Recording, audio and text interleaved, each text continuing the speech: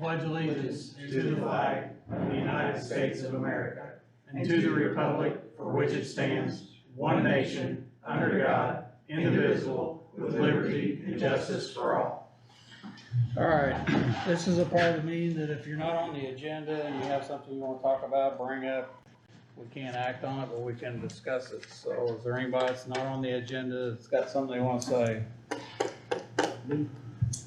Mr. Smith. I want to know why this ordinance is not being enforced.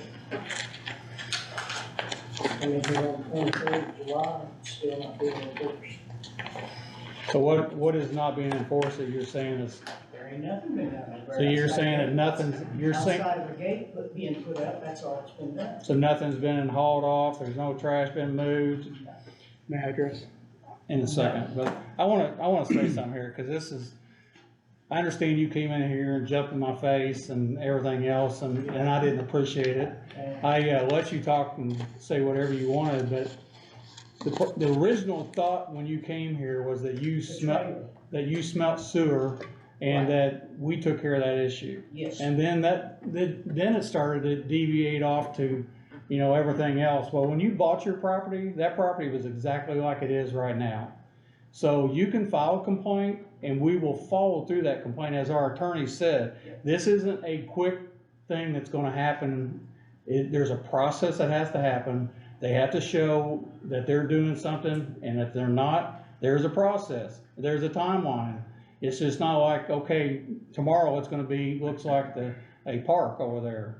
But again, your original thought, your original complaint when you came in here was that you smelt sewer. Yep.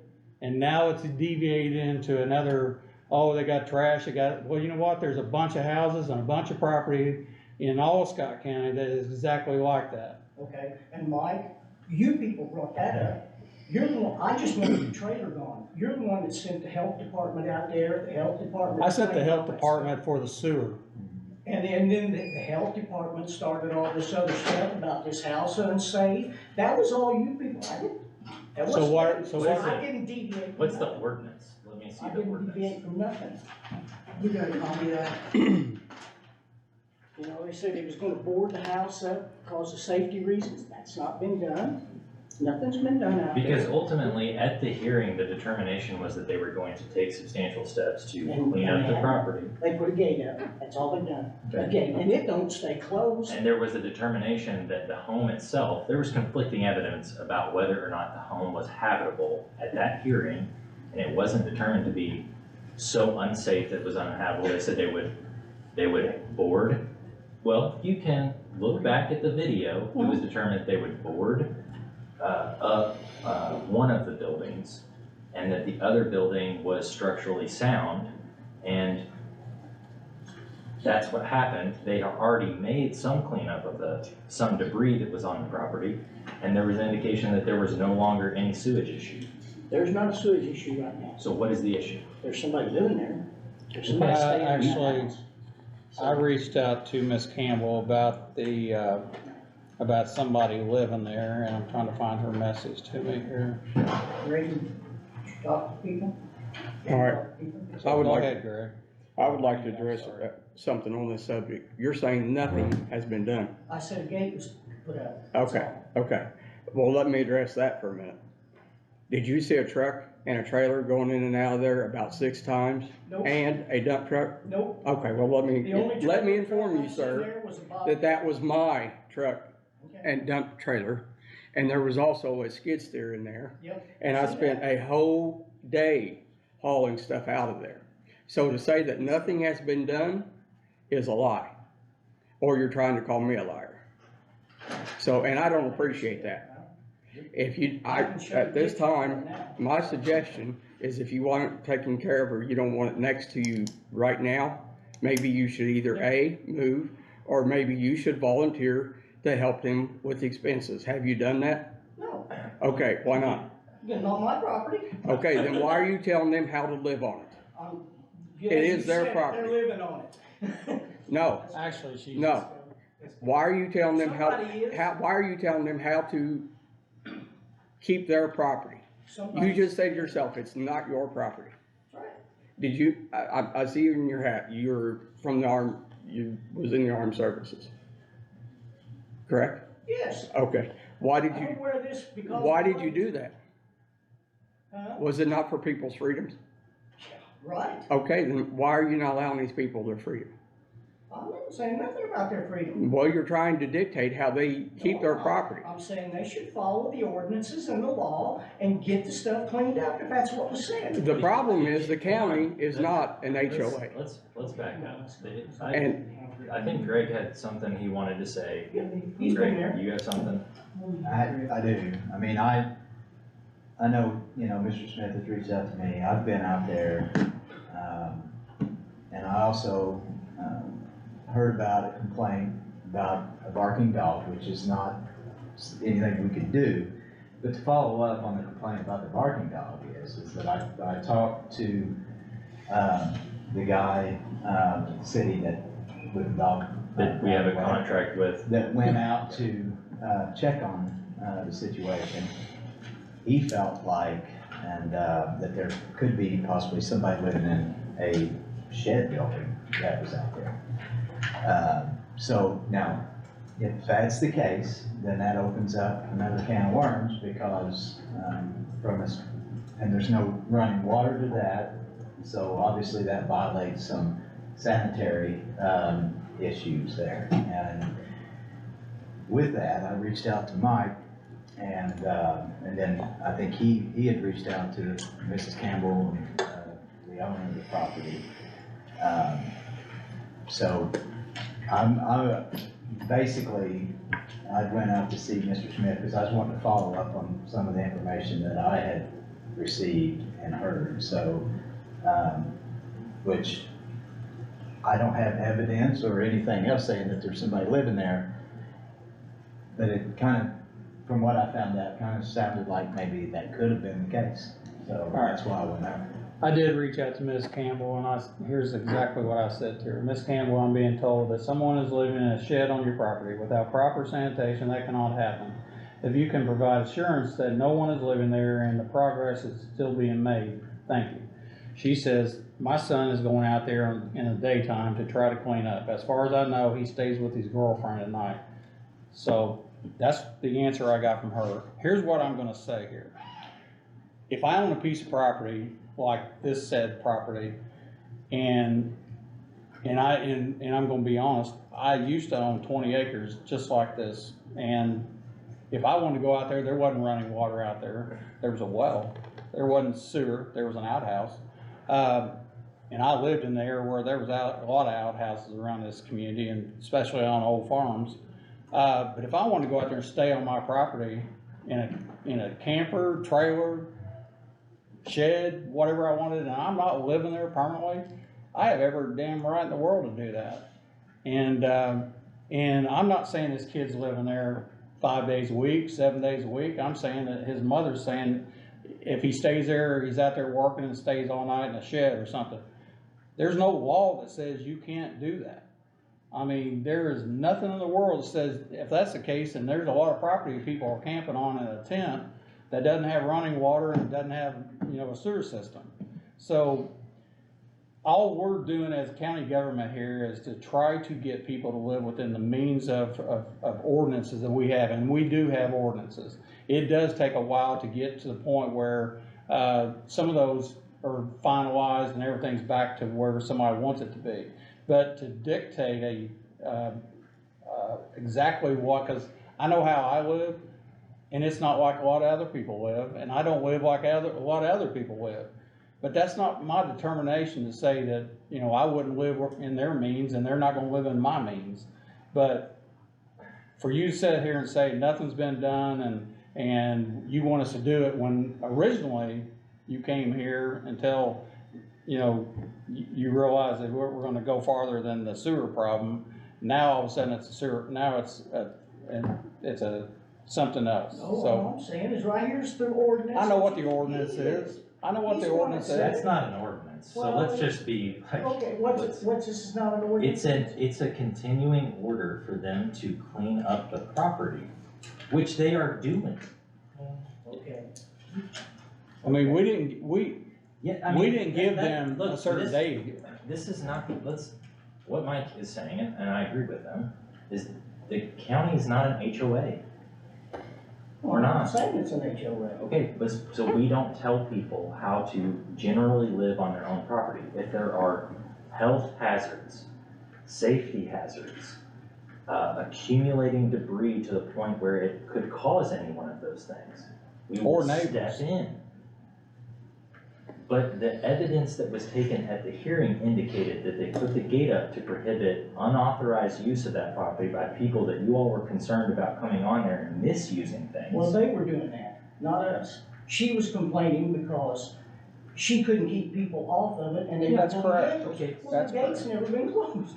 okay, Well, actually, I went by, that's not true. I went by there not too long ago and the gate was shut. Well, I went by there after the other day. And you live when right Brad next came door. out, and it was I know closed when I one went by day. there, it was open. Yeah. So You live right next door, so you're gonna see it a lot more than I do. I mean, it doesn't mean that the property has to be fully closed and not occupiable on any basis. No, I don't And we know. told them that they explained that there was gonna be no one living there at that point. They agreed to all those things, okay?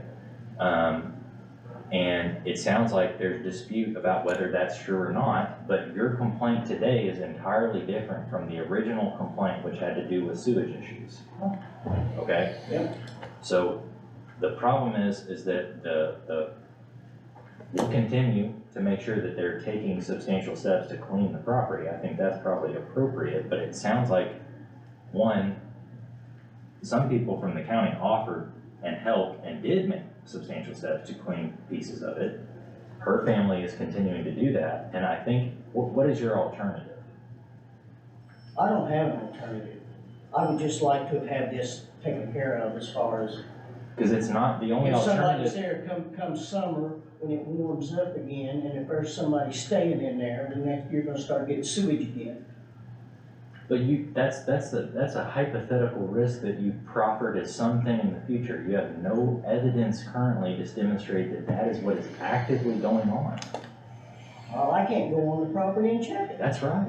so, you know? I see the guy out there at night and in the evening, and his dog's out there barking until midnight, so. Okay, but barking dogs in the county is not, on their own property, is not gonna be a thing that the county even has the I'm authority not to worried about the enforce. dog, I'm just saying. But you He seem to takes it be. in at night and puts it in the thing, so there's gotta be somebody living Look, there. I think that we've kind of talked this issue enough at this point. It's not on the agenda tonight. We appreciate you coming in. Yeah, And we'll continue to do the things that have been done since everybody sat in this room and agreed to it, you yourself included. And, you know, if follow-ups need to happen, I think that we've already talked about sending some people out there to make sure that there is actually progress going on. But the alternative approach that's in the ordinance is essentially a tear down. That's a very drastic approach. And I was very clear at the hearing that the government entering upon private land to tear down buildings, you gotta have a lot of evidence deeming that those buildings are so unsafe and uninhabitable and dangerous, and a public nuisance, that we feel that, one, we're gonna bear that burden for the county and pay for it and do it, but then also take something from a private citizen and charge them for it. That's a big ask, okay? So if you have substantial evidence to demonstrate that nothing has been done whatsoever, and that it's actively getting worse, we would like to hear that, but we can't do it at tonight's meeting. appreciate it. And I agree, there's still a lot of work needs to be done. We don't disagree with that point, and it's fine to monitor it and bring any concerns that you have to government officials about to figure out what is going on. Thank you, Randy. Thank you. Thank you. all right, clerk.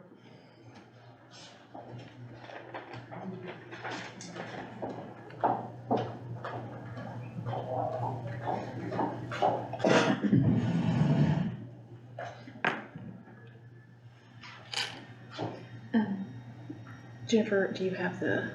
Yeah, they've got Yeah. copies. Okay, yep. So I just worked with the Wagner Or when you should. Shealy. They sent me the combined, the two existing job descriptions that were combined, and so I just need approval. So, I'm gonna ask the question, I think I did already, but in the last, when you brought this up, what happened to create this situation? So, so I had the part-time, the clerk's office has had the part-time position, many years in the budget. Ever since I've been in the office, there's been that part-time position. This HAVA grant came up last year, so I wrote the HAVA grant to combined with that part-time position to make it a full-time position. HAVA grant, What's HAVA stand for? Helping America's Vote Act. Okay. And so that, request for funds has not come out for the 2025 year. We were talking about that earlier before the meeting started. The state and federal are waiting for the next elected administrations to come in. It could potentially happen again, I don't know.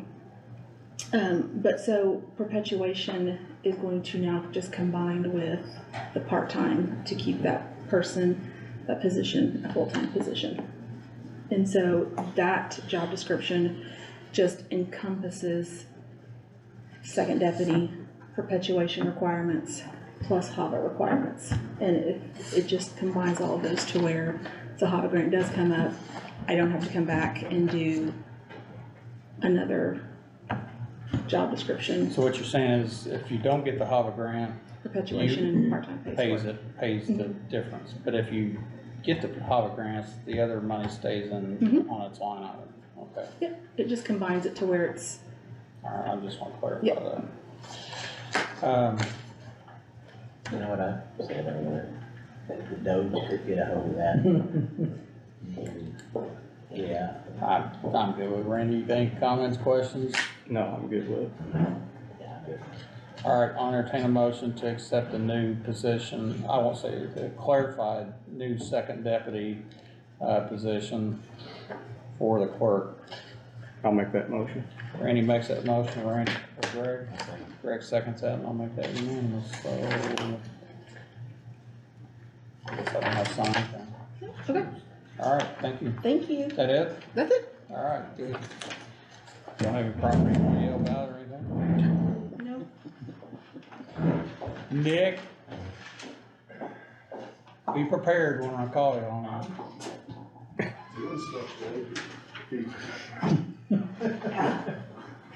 You coming or going? I don't know what the glasses on the back of your head, you coming or going. It's got to keep people on their toes. Future so bright. The only reason I'm here is just to give an update. Here's the financials if you want it.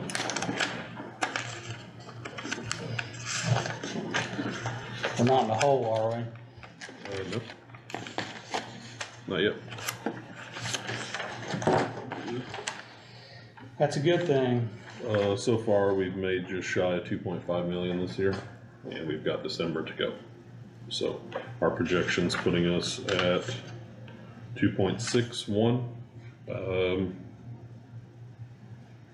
Don't know that we'll get quite there, but I think we'll be close. Where was we last year? We finished the year last year at 2.1, Good. so we have the potential to be up Well- about 500,000.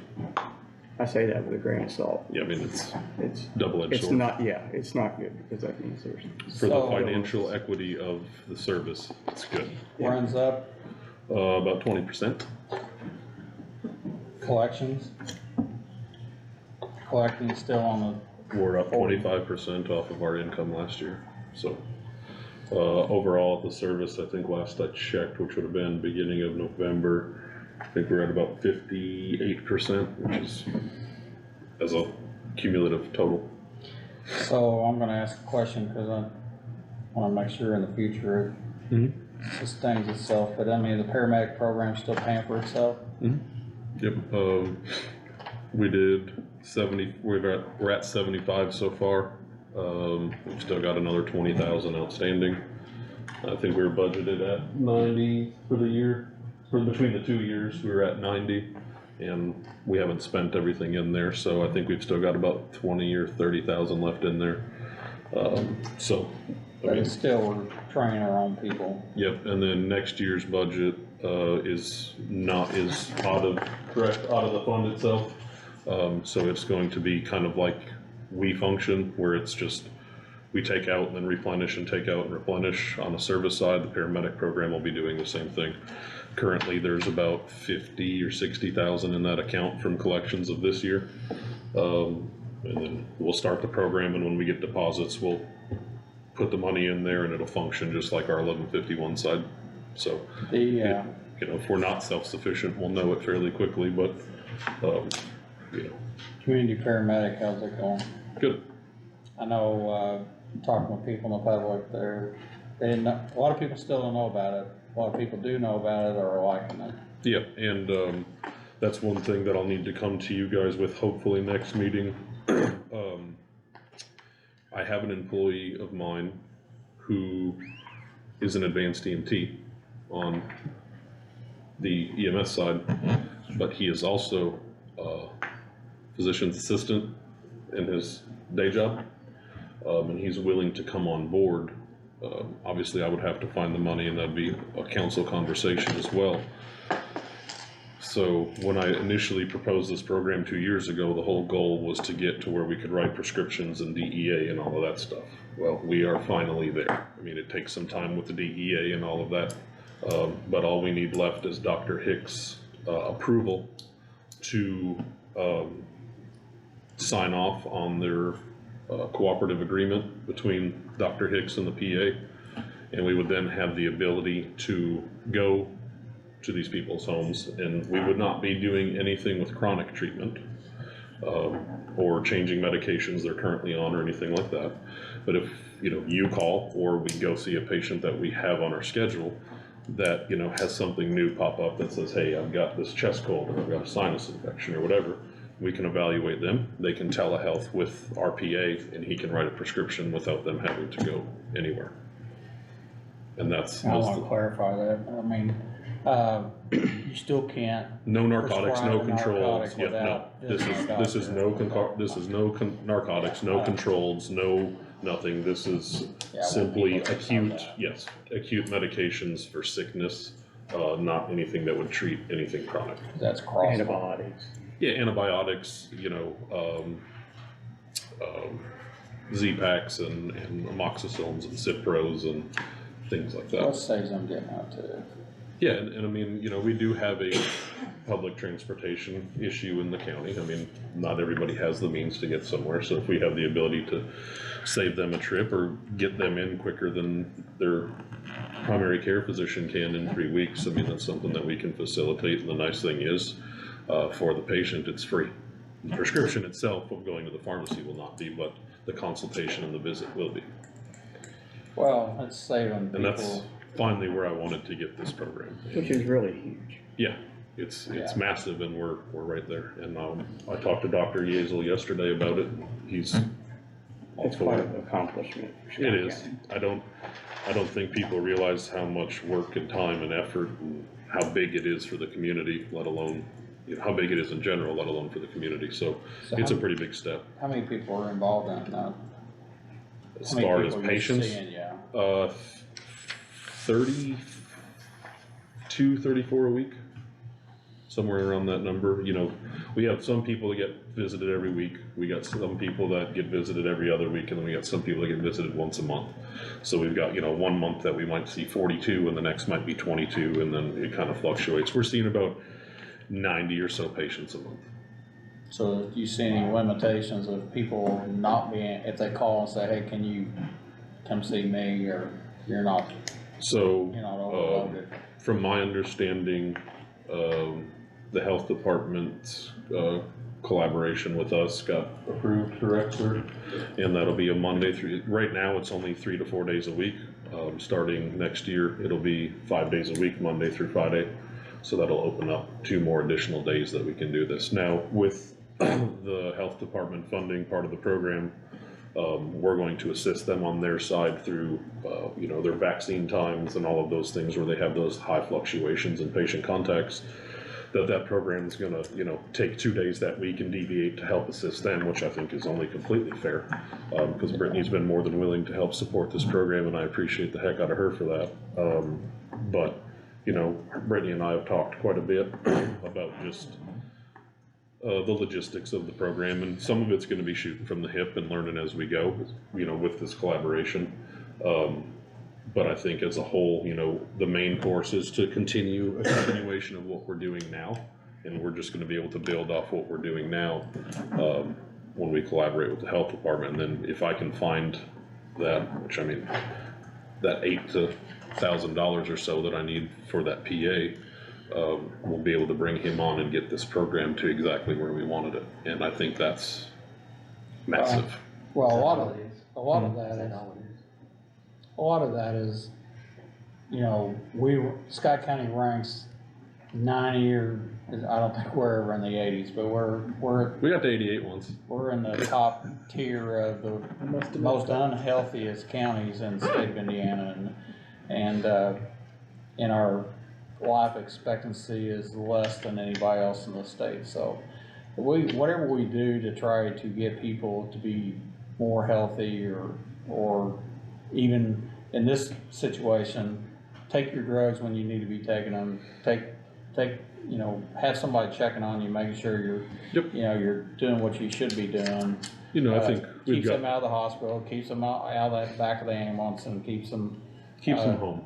keeps them home and keeps them healthier, so. Yeah, and I think, you know, part of it is, you know, just following up and make sure there's that continuum of care and that they're staying compliant with their medications and their regimens. And part of it is some people just need that conversation with people every little bit, and that helps people more than people understand. yeah, It's just yeah, having that interaction. So, you know, the two that we have doing it right now are doing a really good job.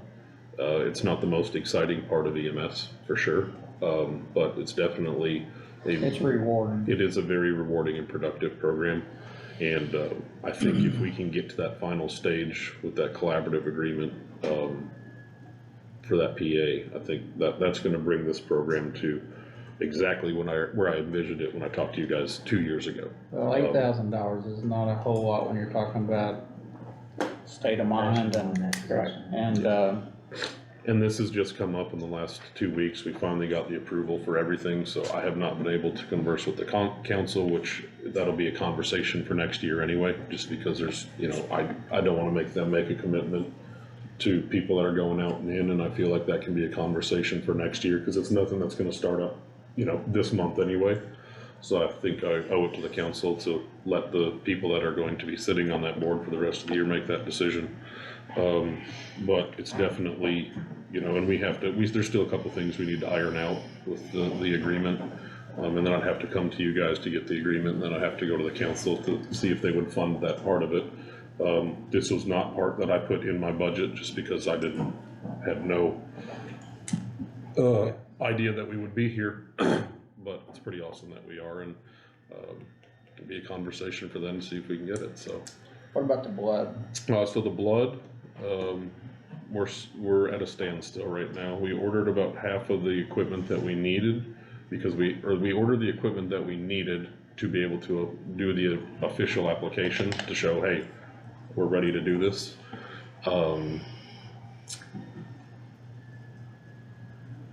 They're not super easy to work with, and even Dr. Yazel has hit a lot of speed bumps of getting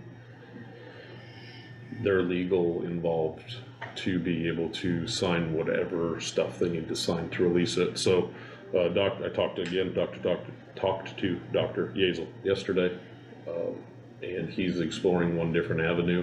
And then I also talked to Jeff Dixon from Air Methods, who's a base lead over in Bedford. Gave me his contact to see if I can kind of maybe skirt around some of it to see if I can open up just a different channel of communication. So, you know, the money's still sitting in the account, the stuff that the council appropriated me that I didn't spend. We've spent, I'd say, a third of it just getting the stuff that we needed, because a majority of that was budgeted for the physical blood itself. So that'll just revert back to our account, and if we can get to the point where all systems are go, I'd just go back and kind of do the same thing I did last year and say, hey, you know, approve me, would you mind approving me for this, you know, program? But we've got the refrigerators and all that stuff that are ready to go that we would have to apply to say, hey, we're ready to receive this, we just need the units. Finally got a decent cost analysis from them, slightly cheaper than I expected, but not by much. Okay. So, but the main reason I'm here is, I had talked to you on the phone, and I know I talked to Councilman Ward, that we had a terminal failure in one of our trucks' transmissions. And due to advertisement purposes, we couldn't get on the agenda for the 10th. But with where I was at right now, I moved some money from different lines that I had to put into that account to make me good to order a transmission since I need the truck. So I just want to let you know, we had a terminal failure in one of the trucks. So it's down. Yeah. Which truck was this? The same one we replaced the motor in at the beginning of the year. Chevy? No. Oh, with the Godzilla motor. This is the type of ones, which are the truck chassis, truck boxes. We only have one of those that have the Godzilla motor in it. The other ones are the van chassis. And I think it's too much weight, too much length for that power plant, but we own the truck, so there's no reason to not continue to put money into the power plant when we already own it. I will not order another gas one of those, and I haven't. The two that we got on the way are both diesel. Those have been good. I just think that's a truck that got remounted prior to my involvement back here. It was just a gas power plant with Type 1 chassis. Just, I think it's too much. Just personal opinion. I'm not a mechanic, but I have ordered quite a few trucks in my life and dealt with ambulances for about a decade and a half, and that always seems to be a common. It's kind of weird, I mean, it first the could be. motor and now the It's- transmission, so. And they think that part of the transmission failure was probably the motor failure. Just, Just took a while to get there. I think we probably broke a tooth or two, and then it just kind of terminally went from there. And then we had no reverse, and then we lost second gear, and then we lost eighth gear, and then we lost all the gears. So So it's been ordered. it's actually in. We've got the truck back, but it is still down because I'm not going to. We actually got the truck back at 3:30 this afternoon, but I want to put a couple hundred miles on it at, Driving normal, let's act civilized to your speed. so you're not driving it. No. And just to kind of give us that safety net of not getting into it, cold and eating down the street. So I offered a couple people just a couple hours to come in and drive it around just to. Could you do transfers with it that are non-emergency transfers? We could, and that's something that we had discussed. The only concern that I've got with that is if they're coming back in the county and then they're the truck up, then it's going. So Yeah. that's kind of my only concern. So I think I'm gonna have somebody come in, and just try to put about 150 miles on it, just kind of going through town in Austin and Scottsburg and Henryville, just to make sure everything's good. That's what they asked us to put 50. I'd like to do a little bit more than that. Could you have the, Yes. could you have the paramedicine just drive it? And I think that's what we're probably gonna do in their downtime. So, I got someone coming in tomorrow just for an hour, just because we've literally drove it from TC back to station. We've kind of been quite busy today. So somebody offered to stay over an hour in the morning just to get up to interstate speed, slow down, and just make sure we're good before we commit to putting all the equipment back on the truck. So it was repaired locally? Good, kinda, Yeah, Yes, yeah. yes, sir. They've been really good to us. good. So they ordered the transmission and they got it in real quick, but I just want to let you know that was, I had talked to you and Mr. Ward just to kind of let you know, this is something I've got to pull the trigger on. I've got the money to support it, that I had to kind of consolidate into lines, but I am going back on the 20th for the reappropriation, or an additional, just so I can respread the money out that I initially transferred, just to be safe to make the purchase. How's that truck out? 140. They're all hard miles on. Oh, yeah. I mean, that's 140 in 2 years, so. It's, Well, it's not the stop and go, it's the go one. it's the cold start and go that, you know, we don't have the luxury of waiting, 10 minutes for it to warm up and come, and sit there and look good and then go, and, just nature of the beast, unfortunately. And, I mean, if, the one advantage, that like the police departments have is they're constantly patrolling, so their cars are kind of warm all the time. We don't, ours go back to a bay and then sit, and it could be 2 hours before that truck moves and it's cold and start it and go, so. But we're assisting the best that we can. Thanks for all your money crunching, Yep. putting us back in a good spot. I mean, Continued efforts. understanding how grants work, Yep. appreciate that.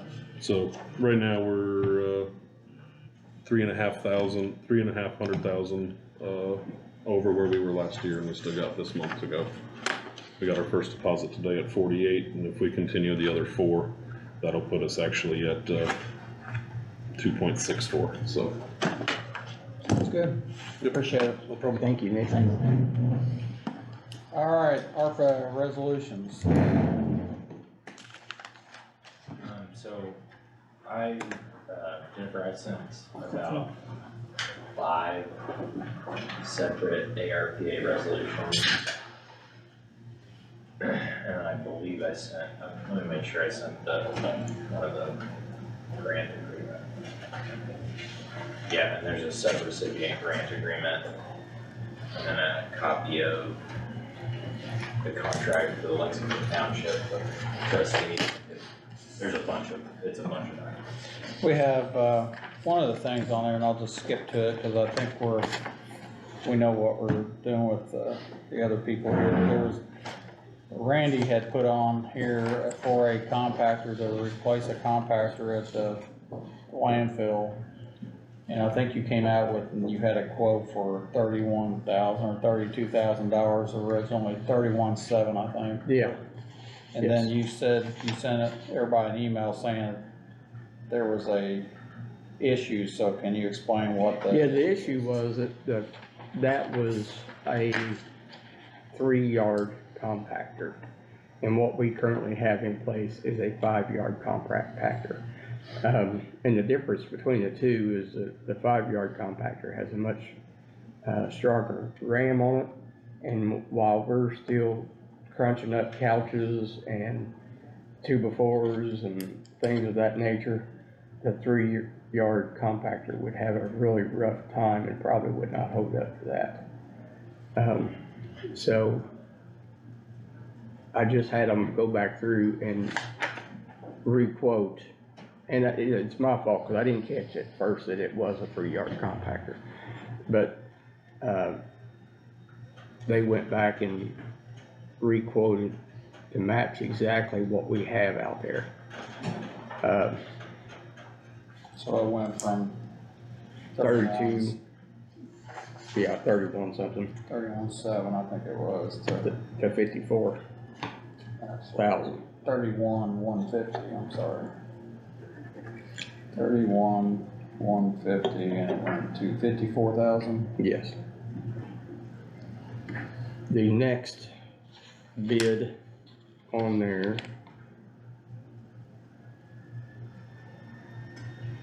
was 59,000.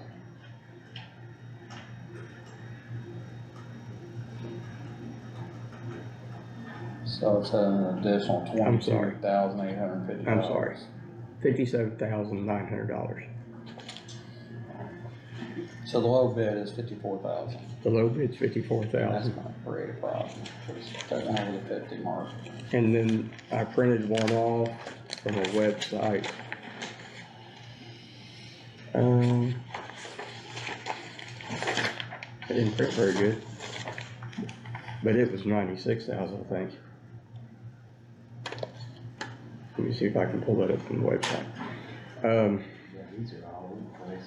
And this municipal equipment, which That one's 90, yeah. this is a state, contractor. So they did, all state equipment did beat the state contractor's price. Wow. Randy, if I could approach commissioners. My name is Mark Clendon. I'm president and owner of Municipal Equip. Okay, I live here in Scottsburg. okay, We had quoted this unit in 2021. As you can imagine, we've seen everything go up substantially since the pandemic. What you have in that Marathon brand name is the Cadillac of the industry. Our company's been in business since 1971. We sold you those machines in 1988. I think they're going on 38 years old. The Sourcewell contract, which is a government buying association you can buy off of, has to meet that bid spec of what you currently have. So you gotta make sure when you guys are looking at these, you have apples and apples. My son was actually, I don't know if Kevin's here, is Kevin here? no, Kevin's not here. My son had met with Kevin and said, we need a 3-yarder, and I was actually the one in 21 that came over and did the original assessment, and I said, forget it, will not ever work. We're gonna buy these, and it's gonna be a mess, you want to be able to pour your trucks into them. So I just wanted to let you know, I live on the east side of the town. We've got service techs, all of my family, my kids are all in it, who live here on the one. But any questions that you have, any support you need, we're local. Okay, So I just wanted to introduce myself and let you guys know that. So what you're saying is it's not, it's apples and oranges. It is, I can quote you any one of those and get within those price points. As a matter of fact, you're gonna see, and I think Randy got a copy of the first quote, when we did this, I called Marathon because Sourcewell pricing is set. And the way that Sourcewell pricing works is you get a discount from the manufacturer, but the dealer or distributor can give an additional discount. When Marcus sent me the quote, I called Marathon and said, look, this is kind of my hometown here where I live, I need some additional discount. So that's why the second one, I think, was around $8,200 less than the original Sourcewell. maybe, I thought it was 8,500. Yeah, I can't remember. Yeah, I think it was, you got them to drop the price $8,500. Yeah.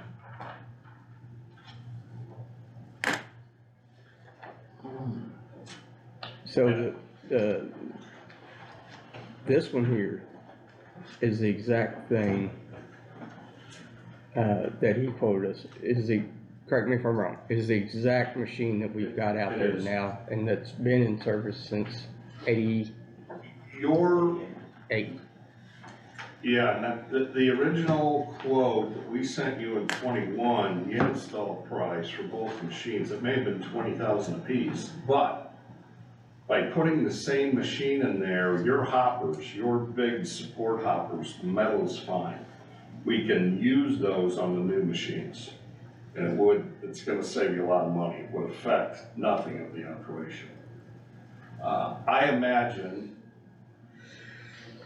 you're going to see less hauls from a new machine by maybe 20%. Because over the years, you've obviously lost compaction and pressure on the hydraulics. So you'll probably see a significant savings there on how many times you're hauling it. Okay.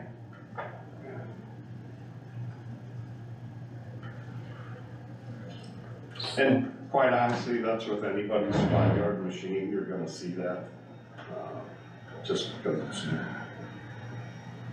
Is Ecotech still hauling that for you? They are, they charge us by the pound. So,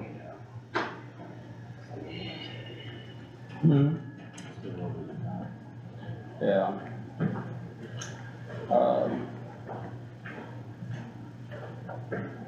So when you quoted this, did you quote just a 5-yard? yes, they're supposed to be very similar. Yeah, I got it. Okay.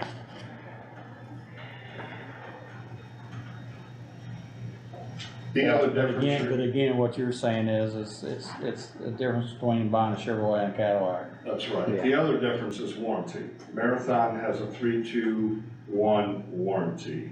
So, parts and service is covered entirely for the first year. The second year, the parts are covered. Third year, the labor's covered. And if Marcus didn't send that to you and Kevin, I'll get it to you, but they have bumped up their warranty substantially. It used to be 6 months, parts and labor, and then a marketing company came in and said, well, you don't need to do that. Well, they were wrong. You gotta have a good warranty out there. So how long of warranty do you have on structure? Structure's lifetime, Okay. yeah. There's certainly a lot of value in that warranty. Huh? So there's certainly a lot of value in that warranty. Yeah, Well, the other value you guys have seen face to face is 37, 38 years. I didn't add up. I don't know what your maintenance costs. I know we have worked on those machines. But when you look at your overall cost over even 35 years, it's a good investment compared to other things we all buy, right? Whether it's tractors, mowers, whatever we use in the county to take care of it. Ambulance, you know, prime example, how long those things last. well, their structure warranty's only 5 years. Yeah. 1 year parts and labor.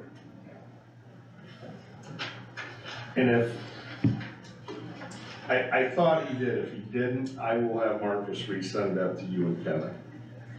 The warranty on that. So the other one You doesn't have a have- warranty? On here, it says 3-year structure, 2-year parts, 1-year labor. Yeah, that's what it is. So you put it on. But you're saying the structure is lifetime? Lifetime on non-wearable parts, so your Platney or packing blade would be a wearable part, but the actual frame, support, the legs, the cross member are lifetime. Okay.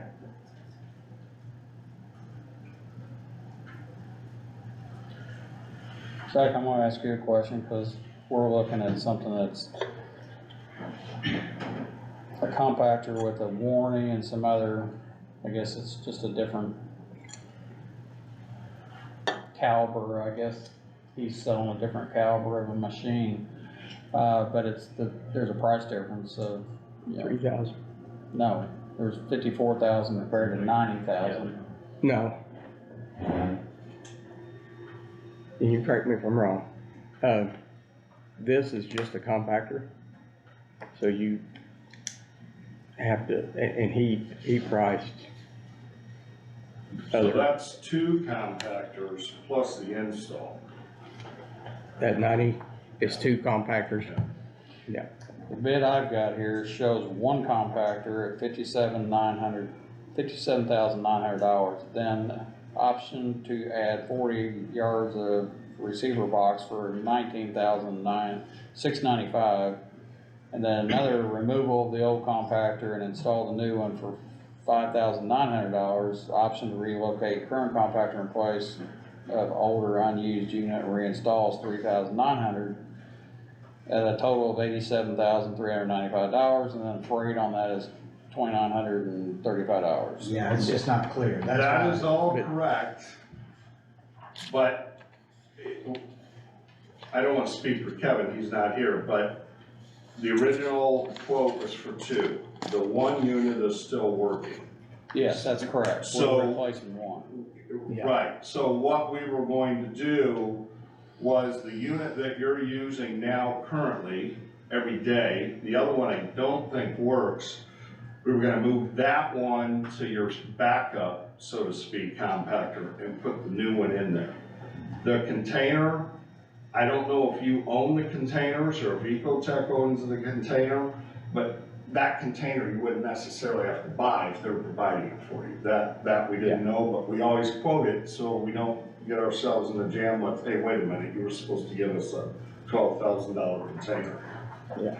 The installation is whether you want us to remove it or you want to remove it internally, is entirely up to you. We optioned those out so that Kevin could kind of go, okay, we need this, but we don't need this, and we need this. That's why we did it that way. Sounds like they just need. So when you look at just the compactors, you're looking at 57.9 compared to 54. No. If you're looking at the compactor of the municipal equipment, that is $57,900. When you look at the compactor for all state equipment, the compactor alone is $48,500. Then you add on the freight, Well, the you freight. add on the installation on top of that to get to the 54,000. So with that, it's about a $10,000, it's about a $9,000 difference between municipal and all state. Yeah, you're right. The install, I mean, I don't know if it's something our people can install. I see there's freight involved here, there's, travel and forklift and all sorts of stuff to move it around and do all that other stuff. I'm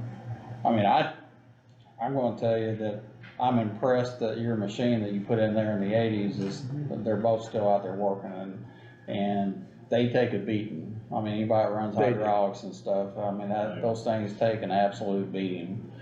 And I'm impressed that they're still sitting there. And to me, that's a good investment. I mean, we made a good investment in something that is, I'm not saying this other one's not a good investment, cause it might not be, or it might be and it might not be. It may not be built like you're building yours. I mean, and it's a difference between buying, I'm gonna say it's the difference between buying something made in China and something made in the United States. I mean, these guys back here are farmers and they probably drive John Deere's or something else. I mean, but they do that because Right. they know how it's built, so. And we farm out there too. It's a hobby farm. We spend more money than we make, but we do all that. The other thing you need to look at, and I don't have it for the all-state unit because we're limited on getting their specs, but this is no different because it's made out of steel is what it weighs. The weight on our machine, and one of the reasons you've got freight and a big forklift there is I think it weighs about 17,000 pounds. Don't quote me on that, I'm going from memory, but the value is in the steel and what you're buying. I get it. I'm kind of at a crossroads here. Zach, I'm gonna ask you a legal question. If for some reason, and I'm not saying we are, but I'm just saying hypothetically, and I know you like hypothetical questions. Hypothetically, if we said that we wanted to go with this other quote, that's, on the machine alone is close to $9,000 different. Is that something we can do with this ARPA money, or are we not even, we can't even think of that? I mean, I would have to ask, how many quotes did you receive? We've got 3. Okay. It's over the 50, so it's right there at that. Well, for threshold. ARPA, we generally want to quote at least 3 for over 10. And I think the general preference is that you go with the lowest responsible and responsive offeror. To deviate from that, I believe that you would need to outline the reasons for the distinction in cost and the benefit associated with the additional cost. Even then, I think it's, You're stuck. you know, again, I think it's just the preferences for the lowest responsible optimal. It's I didn't difficult when catch you're what you said at the talking very about end. what. I didn't catch a lot what you said there at the very end. Well, it's difficult, I think, when you're talking about pieces of equipment with different manufacturers that have different, like, you know, warranties, guarantees, expected lifespans, you know, quality, you know, those types of things, but. Those are the outliers, right? Yeah. So, not to interrupt you, sir, typically, because of the dollar amount, you guys would bid it, right? So you get the specs written, you would bid that out, you'd go with the lowest bid that meets your specs. What we did, and Kevin said, yeah, we buy stuff off Sourcewell all the time. We went with the Sourcewell bid because that gave you exactly what you had with the discounted price. A discount only offered to governmental entities. That's correct. This is a state bid. That's, Yeah. that's a different purchasing method that is Right. not included in, Right. what are considered like the small purchasing method. And Well, where you we- guys are a member of that Sourcewell. You bought other equipment off there. Where we're kinda in a dilemma here is that, we were under the $50,000 threshold when the first bid came in at 31,150. Yeah, so the well, Now, and like, we're using bid maybe a little too much here, like bid has a very specific meaning Correct. of, you know, sealed, yeah, everyone gets notice, sent out on a specific date. Bid close dates, meaning you can only submit them up to this date, and they remain sealed up until the next public meeting, at which time they're opened. You know, those numbers are read off, suppliers are read off, and then usually I think it's been our practice to take those under advisement until the next meeting. I think what we're really talking about here is just quoting prices, but you know, I think there's still a preference for the lowest, but if there's a separate rationale under alternative purchasing methods for, you know, substantial discounts only offered to governmental entities, there's others like, there's only one, you know, supplier, that exists, there's, you've tried to go through other purchasing methods and it hasn't worked, you haven't been able to obtain a fair price, and then you can go to a different method. What are specs? Right, And I think everything's in the weeds with. I think that within the quoting, I mean, I think you can consider different specifications and things for different pieces of equipment, because again, I don't think every single, it gets more difficult when it's simple when it's, maybe simpler when it's, you know, let's say you're just buying a material, right? You know, gravel, right, at a particular pound, that's different than buying a piece of equipment, in my opinion. Mr. Jones, can I ask you a question? Would it be possible to just purchase the unit that you need and then all the consumables and freight, things like that? We work to figure out a way to pay for those, would that It's still, as Zach will tell you, if you come in there and try to say, we're gonna build a building, but we're gonna spec it out in the That's- electrical, the plumbing and everything else, that you can't do that. That's traditionally for public works, it's looked at like that way. So you can't like break out a job, basically, like, we're gonna do, with this, I was just thinking the big purchases in the county doing freight or install or whatever, that would be different for that. I don't know. Now- I don't know how that would affect some of the, It wouldn't, that's the reason we quoted that. So the product itself is on Sourcewell. What we have adjustment to as a state contract is the freight, the install, forklift rentals is not on there. I believe the product that's bid from Allstate cannot be purchased on Sourcewell. because you have to get rated for that purchase. But my point being is, I know the town, I know the equipment you've got. This could be installed and mounted by your own people, and I'd be happy to help. I can go back and look at the install price. We kinda went through this thing with a fine tooth comb. It's because of Scott's $5,900. Yeah. And did that, so there was two, there was $5,900. 39 was for fixing the other one back in another place, Right, so that was moving it, making it your secondary. third. I could look at that.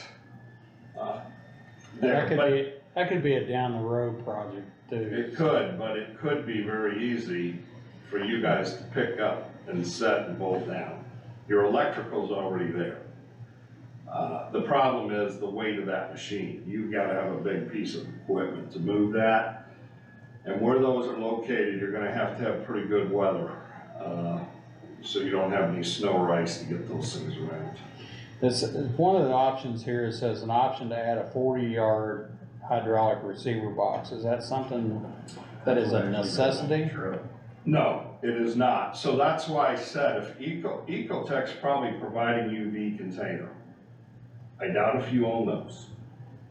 So if for some reason you ever wanted to, and Ecotech's a good customer, if you ever wanted another hauler to do that, you own the container, you could have them, any of them do it, and or you wouldn't have to rent that container from them. Because at the end of the day, you're paying a dumping fee and you're paying rental on that container from whoever hauls it. So at this point, we're talking about $57,900 compared to 50, or actually 48,500. Yeah, But the 48,500 doesn't have any type of warning whatsoever with it. Some type of what? I can tell, I believe they're 1-year warranty, at least for parts, if not labor. Okay. So there is a warning, but it's. Yeah. there is, there's I a five, they have stand a 5-year structure, 1-year parts, and like, Yeah, So we're at $9,400 difference from your, just the machine and just their machine. But again, I don't, you know, I wasn't here in the 80s, but again, I go back to that. I would rather, Those units are still. I would set. rather use his machine. And here's my thoughts on that. Out there at that transfer station, we don't make any money. For the amount of time that machine is held up, I don't wanna buy a subpar machine and in No, I don't. 20 years have to do this again. Nope. Because we can't afford it. It won't be feasible. well, I understand, and I agree with that, and that's why, you know, when Mike was asking about, you know, your equipment versus some of the competitors, and that being apples to apples, because, you know, throughout my career at the state, you know, one time I bought everything from tire changers in the garage to Yep. paint equipment for the guys you see out on the road, Yeah. to dump trucks, to whatever, so, and I know there's preferences with these guys and their equipment, but there's always something in those specifications that helps me justify That's right. getting what the guys want, you know, so. the biggest thing is that machine, there's no parts that come from overseas. That machine is built in Vernon, Alabama. Marathon's been in business forever. The components they use in the electricals, Allen Bradley, or Kimberly Clark, I mean, good brand names that are there. The quality of the welds and the steel and the paint, 2-part epoxy paint, is probably the next best thing you could get to powder coating versus what John Deere does. And I think the weight of the machine, just the overall quality. Yeah, so and that's my point, that's exactly right, I mean, whether we put stipulations on here, whether it's, you know, made in America, you know, if those are in our specifications, do these other manufacturers fit? I don't know. Whether it's in the paint, we're looking for specific coating. Obviously there's ways to adjust, our specifications and what we're looking for to get the right quality machine out there, right? So. And Randy, to your point, that other machine you pulled up, the retail on this machine is 90,000. So the one you pulled up is probably pretty close to that, that machine. The other thing is, and again, I don't want to speak for Kevin, but I believe we're the only company that's come out and looked at your application to see what you're doing with it and how you're using it. Yes. I mean, basically, all we're trying to do is try to purchase a Cadillac close to a Chevy price. That's what we're doing. We're trying to use what money we got and buy the best piece of equipment that's affordable. And all we're asking, give us an opportunity. I get money's king. I think the biggest thing you have going is the proof of the exact same product that you've got here. If you didn't have that, I get it. So you think got some Kevin history can with install I think I could, yes. I know I could, yes. it? Was it, We just rent a big lift and move it. Yeah, because if we need to, we could rent, a forklift from Thomas. well, we're at 57,900 for one, 48,500 for the other, the freight, and we can't get out of the freight. But the freight for one with, municipal is all in with just the machine and the freight is $60,842. The other one with Allied, or Allstate, I'm sorry, 48,500, and with their freight of $2,200, it's 50,700 with a difference between one and the other of $10,142. Again, I'm gonna go back to, I know your equipment, cause we've seen it in action. I don't know this other company, they may have something that's, a monster and is a great piece of equipment, and I'm not downgrading it. I'm gonna go off of a thought process I have that yours has been sitting there for 30 years or better and still working to this day, and I'm not saying it's never been worked on or anything else, but yeah, I'm gonna lean towards, and I usually don't do this, but I would lean towards buying the other one. That's the one being, The other one being the municipal equipment company. and I agree.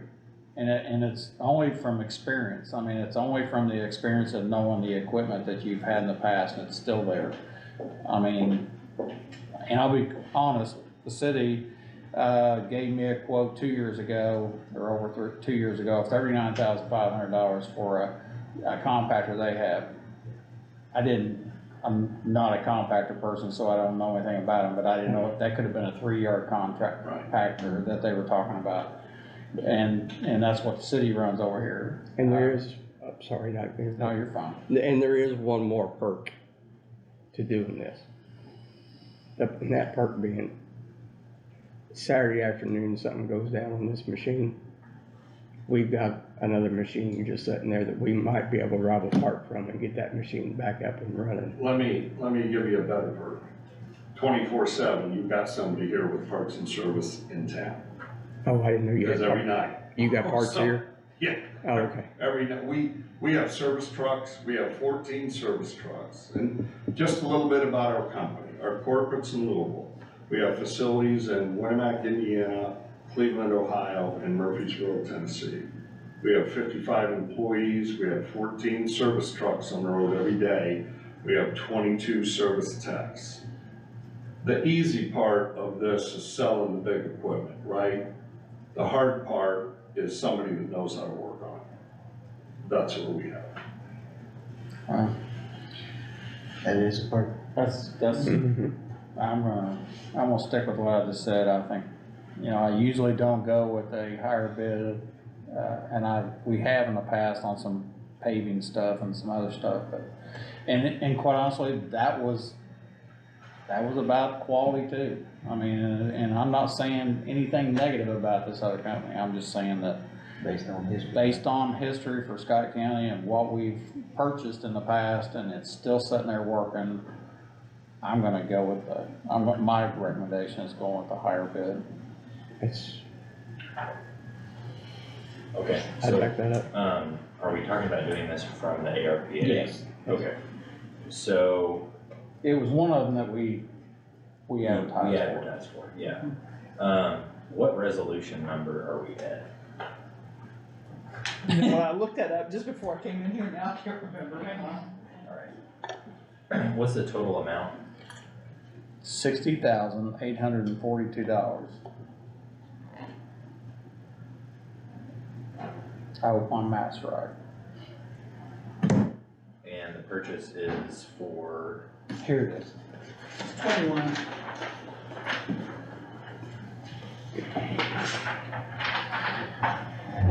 We don't do this very often, so we're limited sometimes, most of the time, by the state saying that we have to take lowest bids, but, there's a time when history proves you to do something different, or pushes you to do something different, and that's where my vote is tonight, so. I mean, it's just a matter, we honestly, it's me, my opinion, we can't afford to be cheap on this. Well, I mean, if I'm gonna go, and this is my, again, my personal preference, if I'm gonna go buy a car, I'm gonna buy something I want that I know is gonna last, and I don't go buy a Japanese car. so I'm Transfer sorry. station, Transportation. is that transfer highway? station, yeah. Or transfer station. I know. So I'm not- It's, everything's tight out there. Money.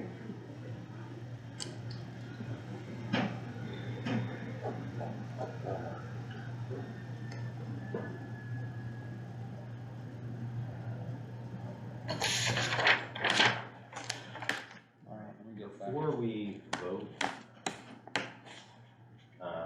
on the specifics, I'd like to go back over the total amount remaining in ARPA Yeah, funds. that's what I've got ciphering over here the whole time. So I think we should all get a running tally as we go. It's $658,702, and I think a penny What was it, figure, One penny. Mike? and One penny. We all agree that's the starting, alright, 658,702. And so, 519 minus 60842.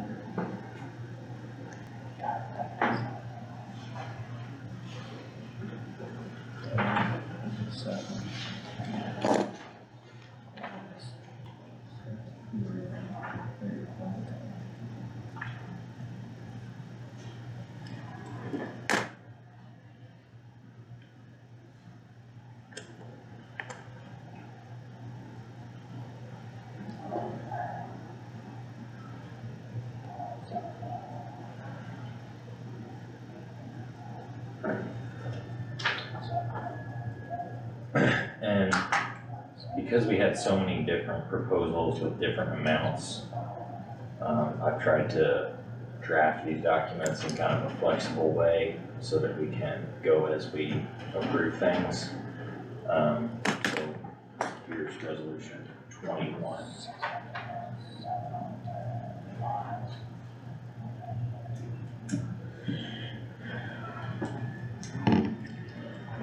And what was that amount, 60? $60,842. And that was for the machine at $57,900 and the freight, which is $29.35. This number and this number. Verify that, so I came up with something different, that's why I wanted.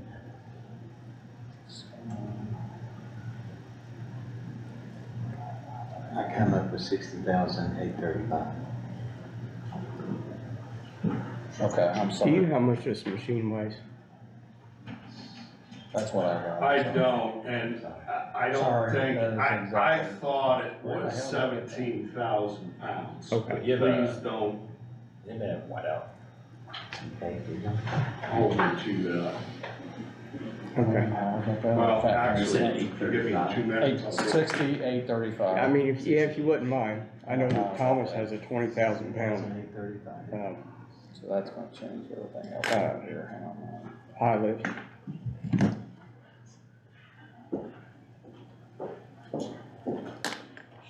Or- Balls. Sorry, Is that model number, RJ 575? RJ 575 HD. Yep.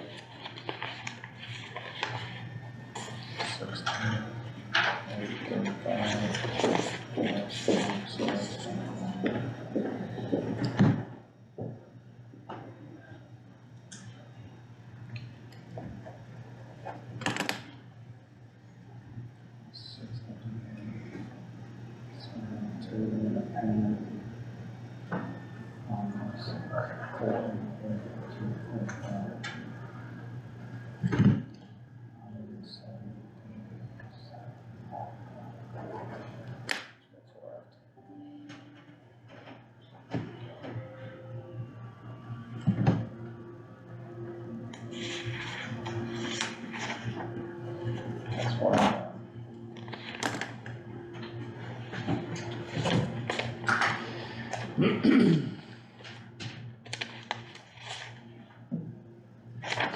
Yep, 597, 86701. What? 597, 86701. After you take the 60? Alright, let me verify that, 702 minus 60. 3, 8, 24.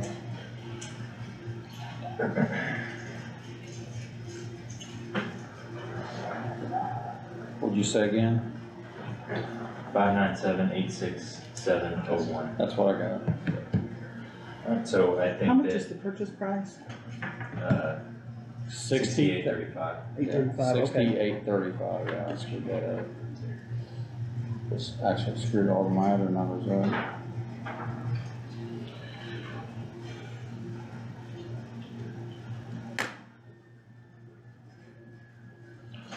Alright, so we're down to 590, well, you wanna do that first?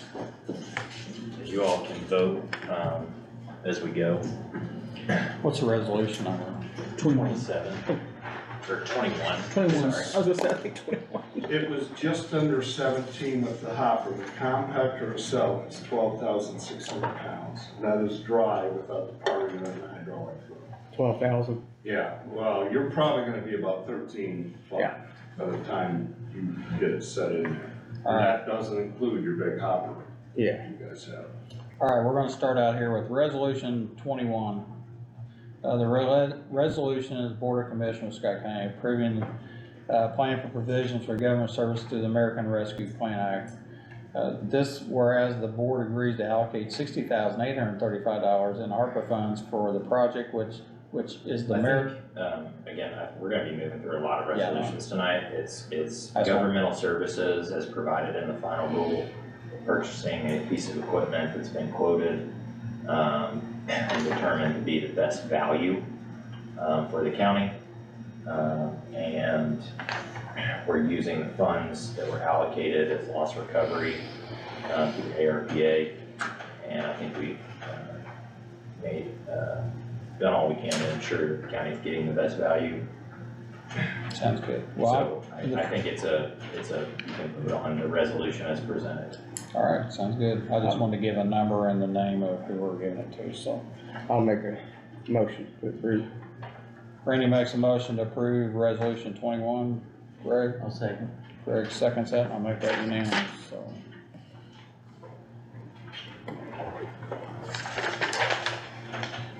Alright, the second one we have, I would suggest or that you got them in order. you at this got them. point, Let me get we mine. have an additional,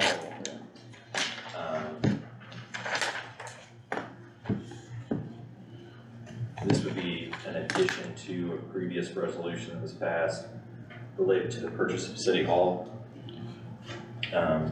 It's an additional cost of $1,935 that were assessed as part of the closing costs. It was more than that, wasn't it? That's all I Well, have. then the tax, you took the tax Well, off. the tax was, it was 19 something and $435 was supposed to be credited to us.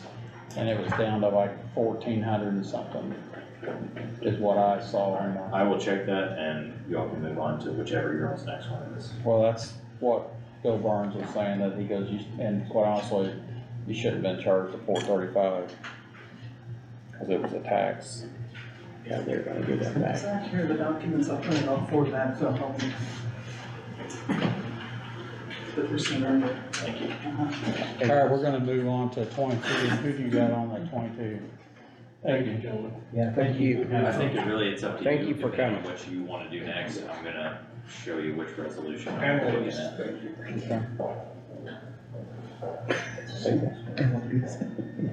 We'll just start at the top, cause what we have here, you guys are all, yeah.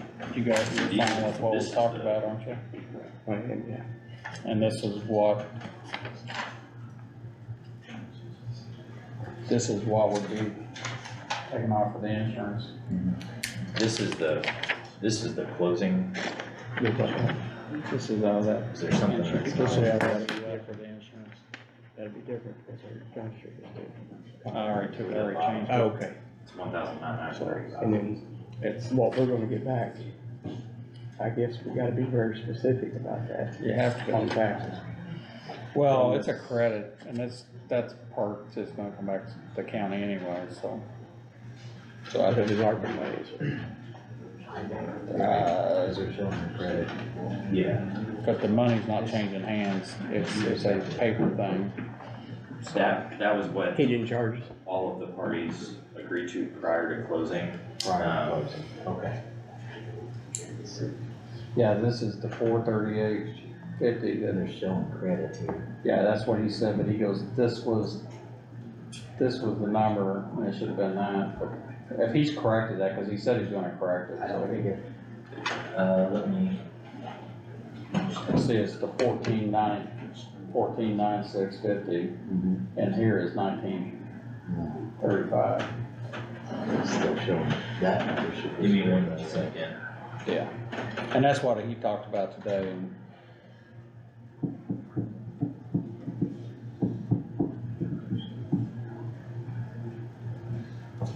I mean, this is the signed one, and it has the same number. so it's the bottom number? It's 1,935. Looks just like this. Yeah, it's the same thing. Alright, so resolution 22 would be with the city of Scottsburg purchase agreement for City Hall, which is for We've already- closing costs. Yeah, we've already approved a resolution for the actual purchase price. This is just for associated closing costs, $1,935.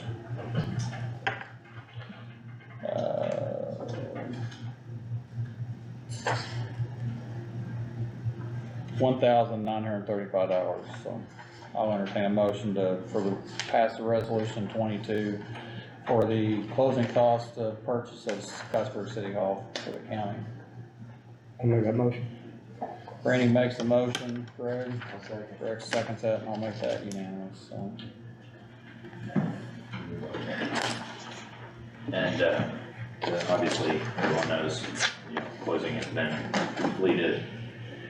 Yeah. And I have received confirmation that, escrow transferred. So, at this point, we're just moving towards, occupancy within the next 12 months. Yeah. Alright, what's number 23? Your choice. Alright, we're going to, we did the compactor. We did,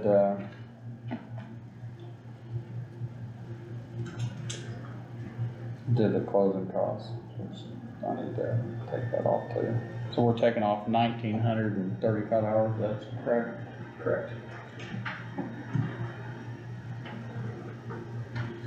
Alright, next up is the Fair Board, Scott County Fair Board.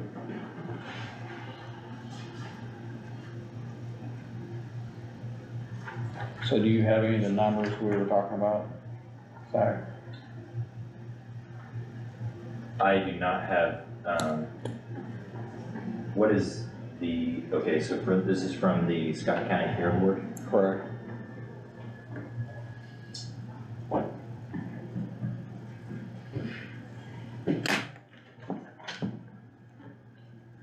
And this is resolution number 24? 23. 23. And what is the total amount? Total amount's $80,000.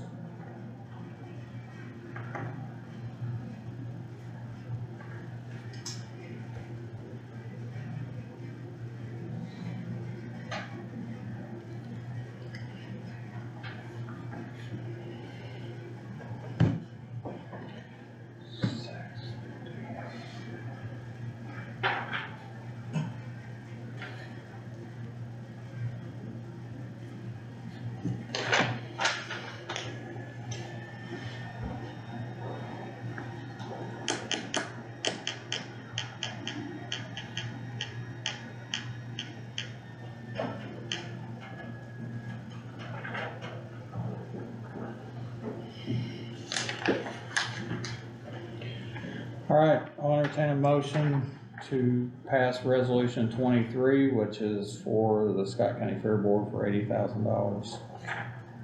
This one is to a nonprofit for the provision of, certain services that will have a long-lasting effect in the community. It's, again, made under loss recovery rules, and it's, the one thing that is different is that I believe that we're talking about, what's the specific project that you all are intending? Okay. And like all money that we've spent with ARPA, they enter into a contract technically saying that's what they're gonna spend it on, correct? Yep, so I have a sub-recipient grant agreement.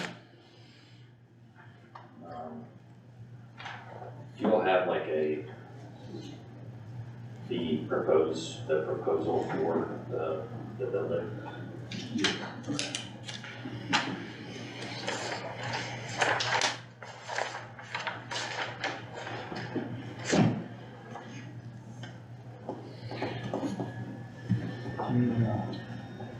Kind of thought that would be my change anyways. And now we're not gonna think about changing this.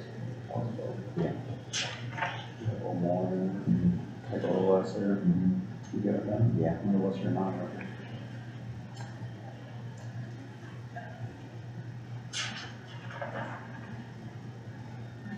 Remember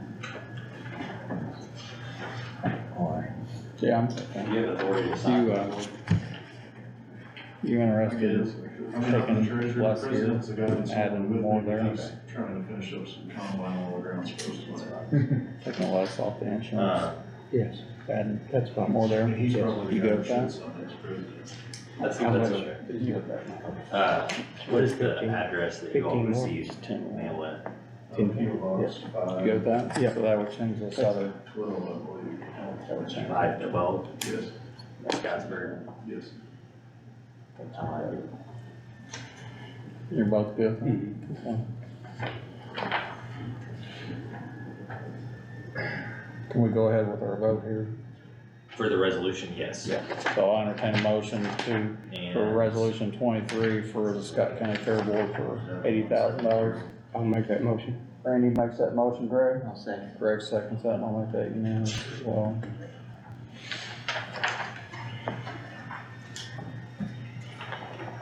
Fire department next. Yes. before we go to the fire department,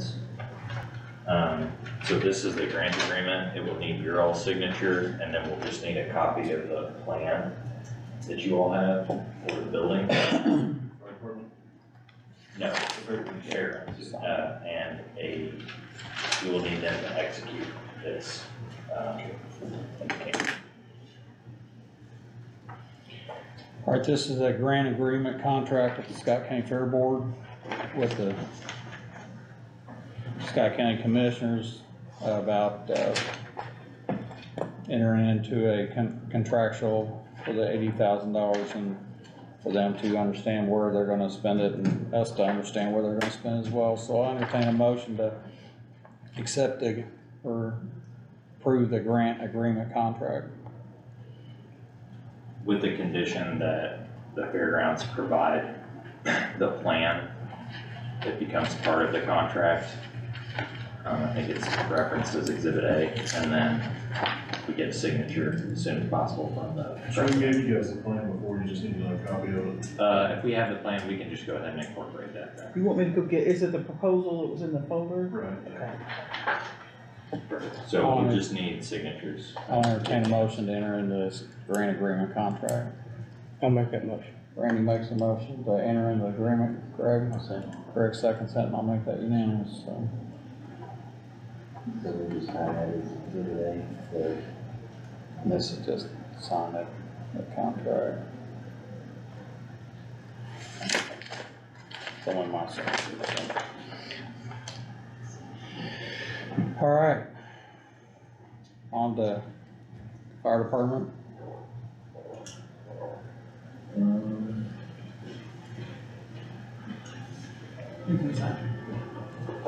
Thank you.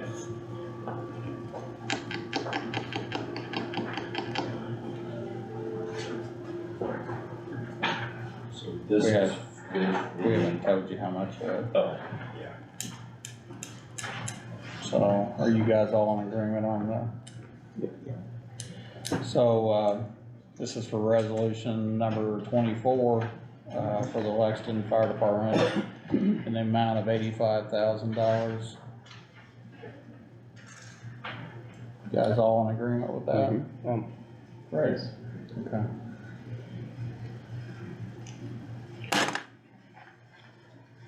So I'll entertain a motion to pass resolution 24 for the Lexington Fire Department for $85,000. I'll make the motion. Randy makes that motion. Greg? I'll second. Greg seconds that, and I'll make that unanimous. For 85. 85. And that will be all the 501c3s, the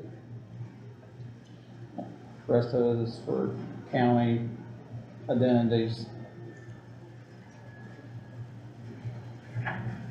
Sorry, couldn't be more. Thank you guys for the support. Well, again, it's trying to spread it out as far as we can spread it, so.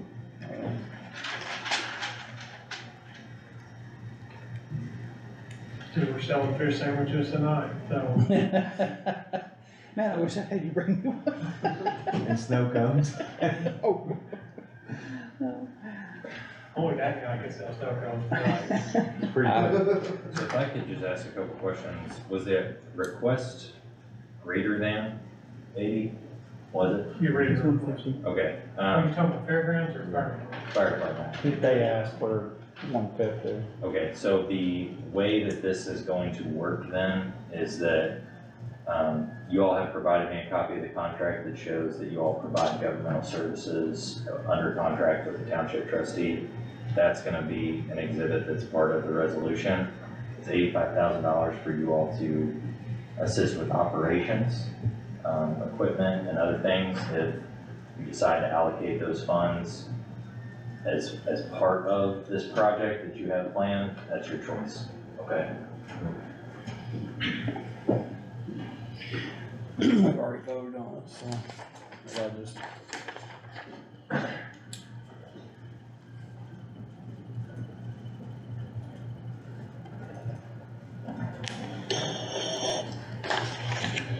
All right, resolution 25. Let's get, we're still What is our current number? current balance. Hang on, I need to ask. after Lexington Fire Department, I have $430,932 and a penny. That's what I have.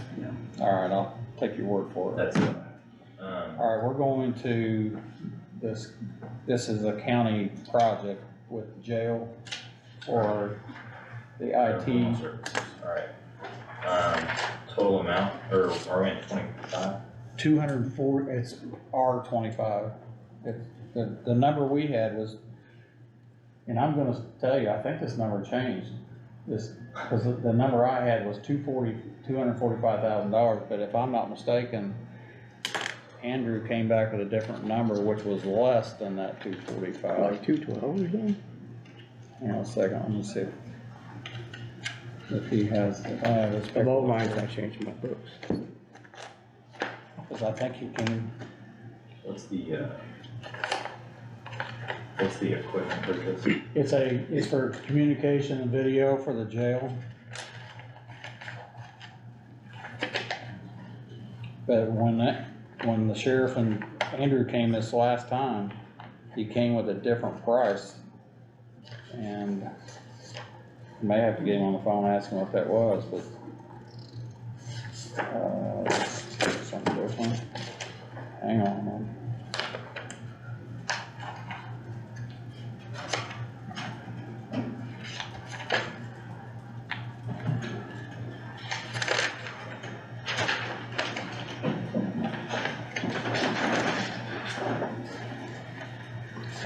Some of that stuff on here.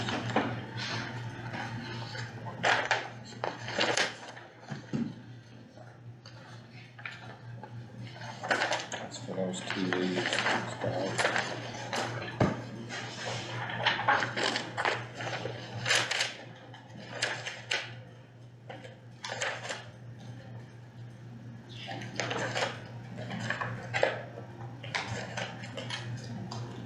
Andrew says 250. You just asking? Yeah. Is that exactly what it is?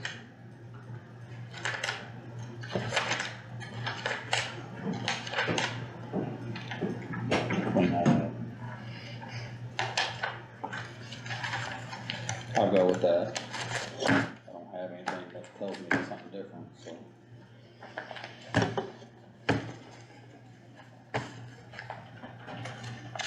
We'll go with that number, 250. Is this one for IT for the sheriff's department, or does it go to them? How's that work on the road? I'd venture to say it's for, I think you could- Andrew has already bid out, and, or not, yeah, he's got quotes he's back. already gone and done the legwork for the systems that he will be purchasing, and that's what it's gonna be allocated for. Makes it Now- a little easier. He goes to a contractor, doesn't he, Jerry? Yeah. Well, I mean, I understand what you're saying, does it go to the sheriff to use, or does it go to the IT department, which is putting equipment in the jail, which is our stuff?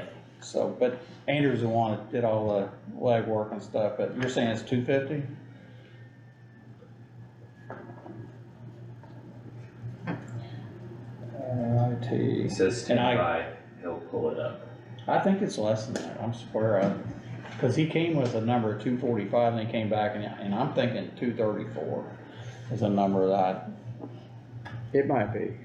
We had a lot of numbers.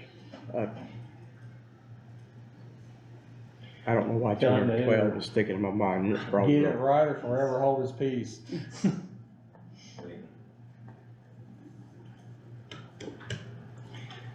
But this is something that, if it's needed, and I'm being told that it is, it's for security for the jailers, it's security for inmates, and it's something we're gonna have to, what are you looking? Can't see here. Yeah, I think the past 10 to 15 years is really expectancy of it, so. Yeah, I mean, it's a needed thing, and if we can pay for it, 236,000. there you go, How much? 236. I 236,000. thought it was less than that. 236,000 even? Correct. So, it is a benefit to the county and actually the council not to have to dig it out of another pile of money someplace, so. So anyway, we're at resolution 25 for I don't know how you said that, what Scott County purchased, the video and communication system for the Scott County Jail in the amount of $236,000, so. I'll entertain a motion for resolution 25. I'll make that motion. Randy makes a motion, Greg, Second. Greg seconds that, and I'll make that unanimous, so. Somebody, you all working on totals there? That's a big hit, so let's check our numbers. My new total is $194,932 and a penny. It's how much? 194. $194,932. Maybe you remind me you're off. I have $194,932.01. Is that what you had? Yep. Come on, let's see.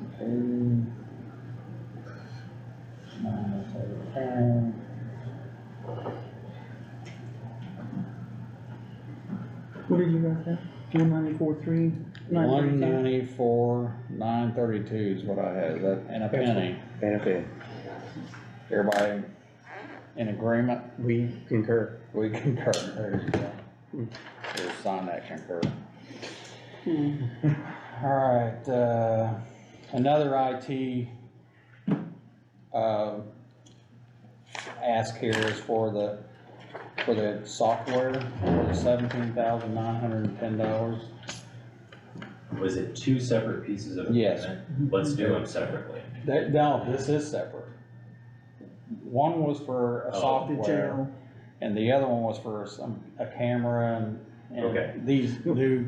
Well, Ow. okay, are you doing that one, cause there was another request, I think, for Link, That was what that was this the is. 17,000. That's the So we're 17,910. on, we're on 26. This is on that link Right. system. Okay, 26, 26,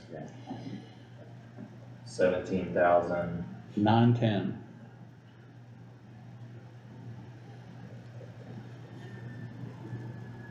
It's for the purchase of, A Lynx software system, I think.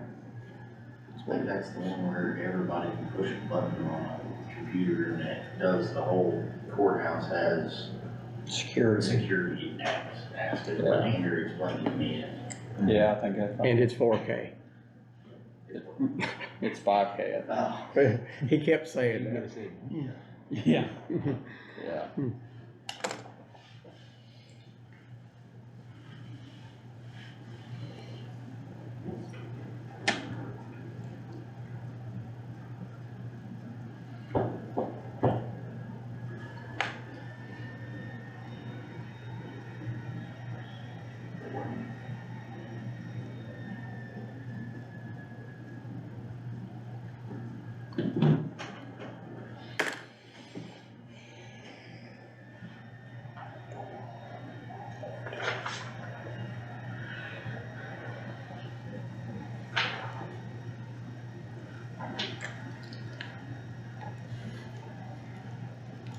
After that one, you have, 177,022 and a Yes. penny.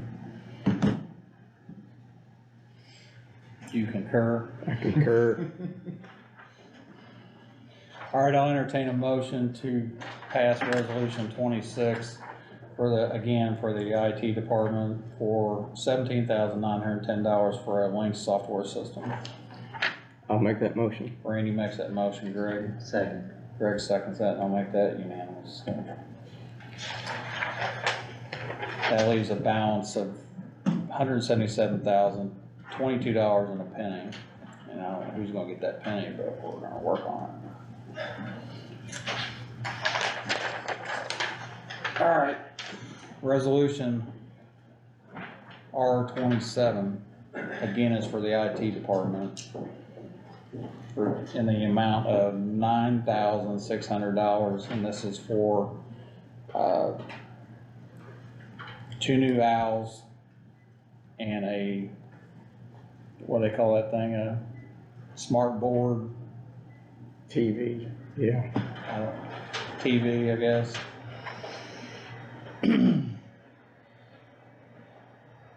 What do they call it, JR? Yeah, smart board.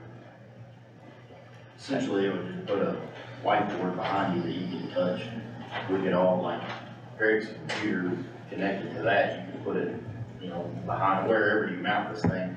And then if you pulled up, for us, it would be nice to put like a budget up there when we're talking about it for people out here. Then you could actually turn around and highlight things, write on it, things of that nature, where it would be more transparent, I feel, for the people sitting in the audience. Yeah. So that's another IT will ask for $9,600 for a This is resolution 27, for how much? $9,600. It's for two new owls and a smart board.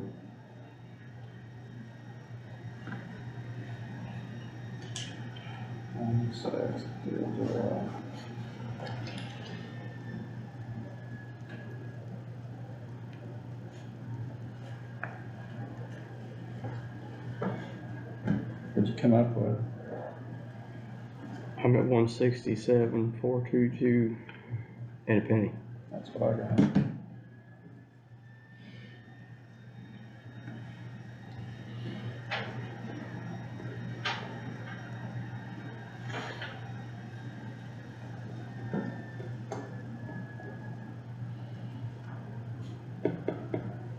Maybe those guys can just do it for the penny.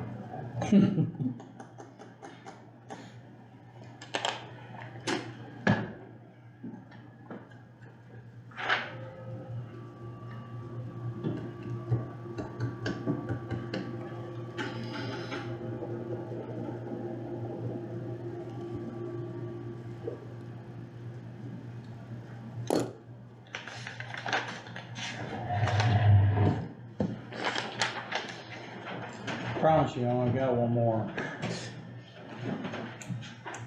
That was 19.5?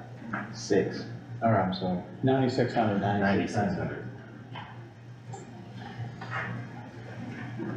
All right, I'll entertain a motion to pass resolution 27 for $9,600, again, for the county IT department. Greg? Greg makes a motion. Randy, you gonna second a motion for the $9,600? Yes. Randy seconds that, and I'll make that unanimous, so. So we're to resolution 28, and the remaining balance is what we've talked about doing from the get-go here, is that county employees' health insurance went up actually $185,000. And we were going to use any remaining money we had left to try to take the burden off of that health insurance, so. It's going to be in an amount of 167, if everybody agrees on this number, $167,422.08. That is the amount that I have. Is that the amount you have, Concur. Greg? I'll concur as well. You concur? So are you guys all in agreement? Affirmative. Greg? Yes. Okay. I'll entertain a motion for resolution 28 for the, I guess, county insurance increase, health insurance increase for $167,422.01. I'll entertain a motion. I'll make that motion. Randy's made a motion, Greg? I'll second. Greg second that, and I'll make that unanimous, so. Hence, all the ARPA money is gone.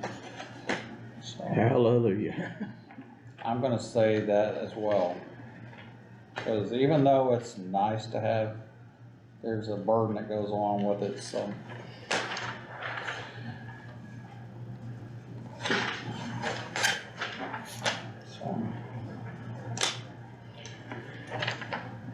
Again, guys, I appreciate putting in. I know you guys work hard.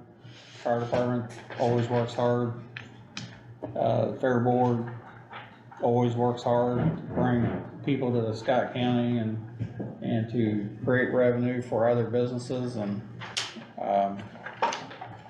I appreciate you both, and both organizations, and happy that you got some money and sad that we didn't give you more, so, it's always a double-edged sword with stuff like that, but hopefully the money will benefit both of you and the communities out there, and you can get closer to the goals of the Lexington Fire Department, hopefully,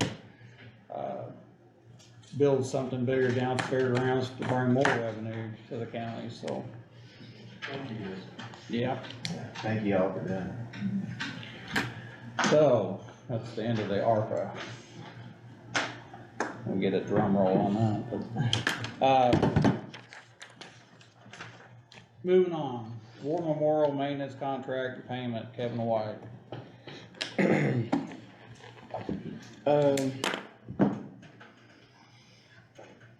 Is this? Is. And for people that, Okay, this is, to explain what we did, we had a contractor come in that power washes stuff and power washed the War Memorial out here, cause some of it sets with crud running on it and all sorts of stuff, and it actually, if you looked at it, looks really good. The other part of that is why he was doing that, he realized that somebody has put bleach on it, and you can't put bleach on granite. So, it didn't destroy it, but it has kind of put a film on it, which he got a lot of it off, but he says, you know, if we continue to use his service, that he would guarantee that, you know, he can get that shine again and protect it for the future, instead of somebody thinking they're doing something good and they're really hurting it, so. And speaking with that, just side note, we do have, and we've already allocated the money to, have Captain English out here, cleaned as well, but because of the weather, guy won't do it till the spring, but he is a contractor out of Louisville that actually that's what they do as well, so. We've always feared, ever since I've been a commissioner, to get him cleaned, but the fear was that you destroy him, and this guy says you think you're gonna do something good, but it's not the proper procedure to do it, so, so he is contracted, he is licensed, and he is insured, so, and I think that number was like $700 or some $700 or $800 if we supplied him a lift to get up there. If he had to supply the lift, it's gonna be like $1,500.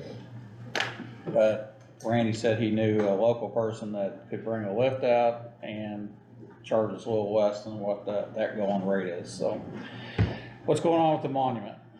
okay. I'm sorry, I'm trying to get you guys a.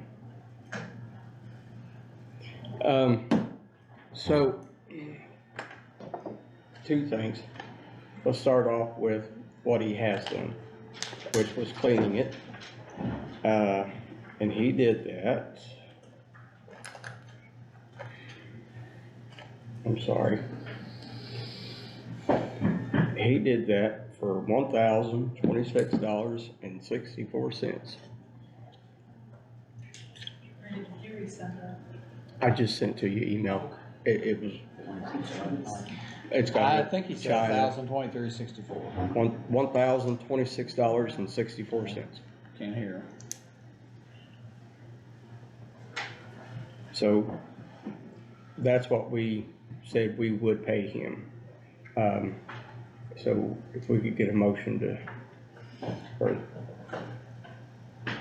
I'll make a motion Yeah, to thank you. pay him for $1,000, is it $26.64? yes, $1,026.64 to clean the war memorials.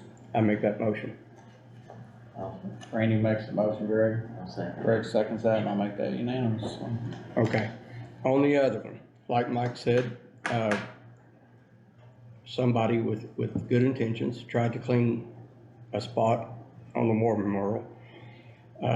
Them stones are approximately, Kevin White guesstimated at about $300,000. So that's quite a thing to gamble with. I asked Kevin to come back and give me a quote for a yearly light maintenance to take care of it every year.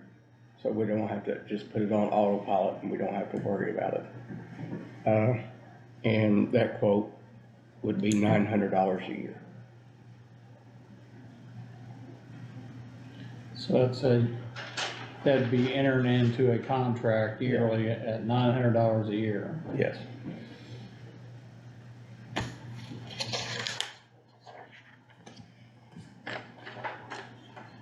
Mr. Attorney, I'm gonna ask you a question. If we're gonna do this, asking someone to come back and do this at $900, is that something we have to bid out?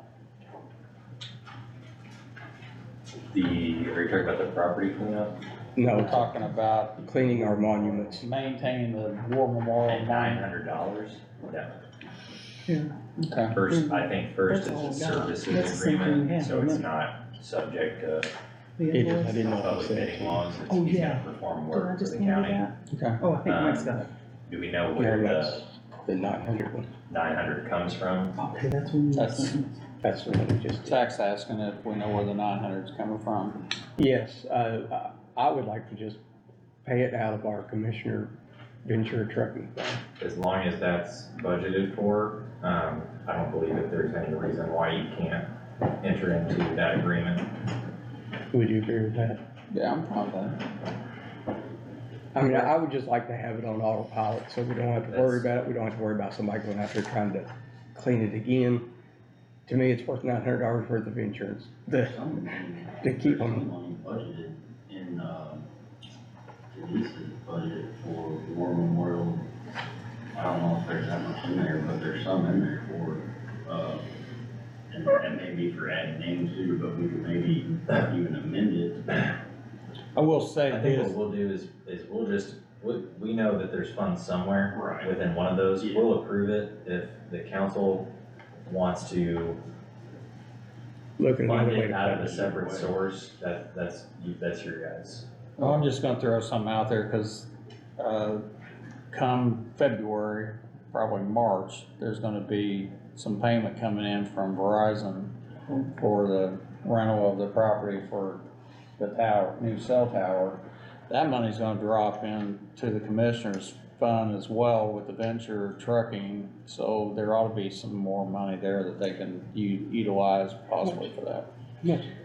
I would have to ask, my contact how much that is, cause it's been so long many, ago. it's been so many years ago. Neither one of you were here and they just went away and they finally came back, but I'm thinking it's over $1,000 and and I'm gonna be lying if I told you, but I'm thinking 1,700.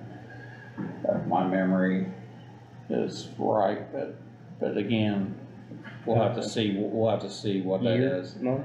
I just remember that number and I don't know if it was a year to year, or a monthly rental. Usually it's monthly on water towers.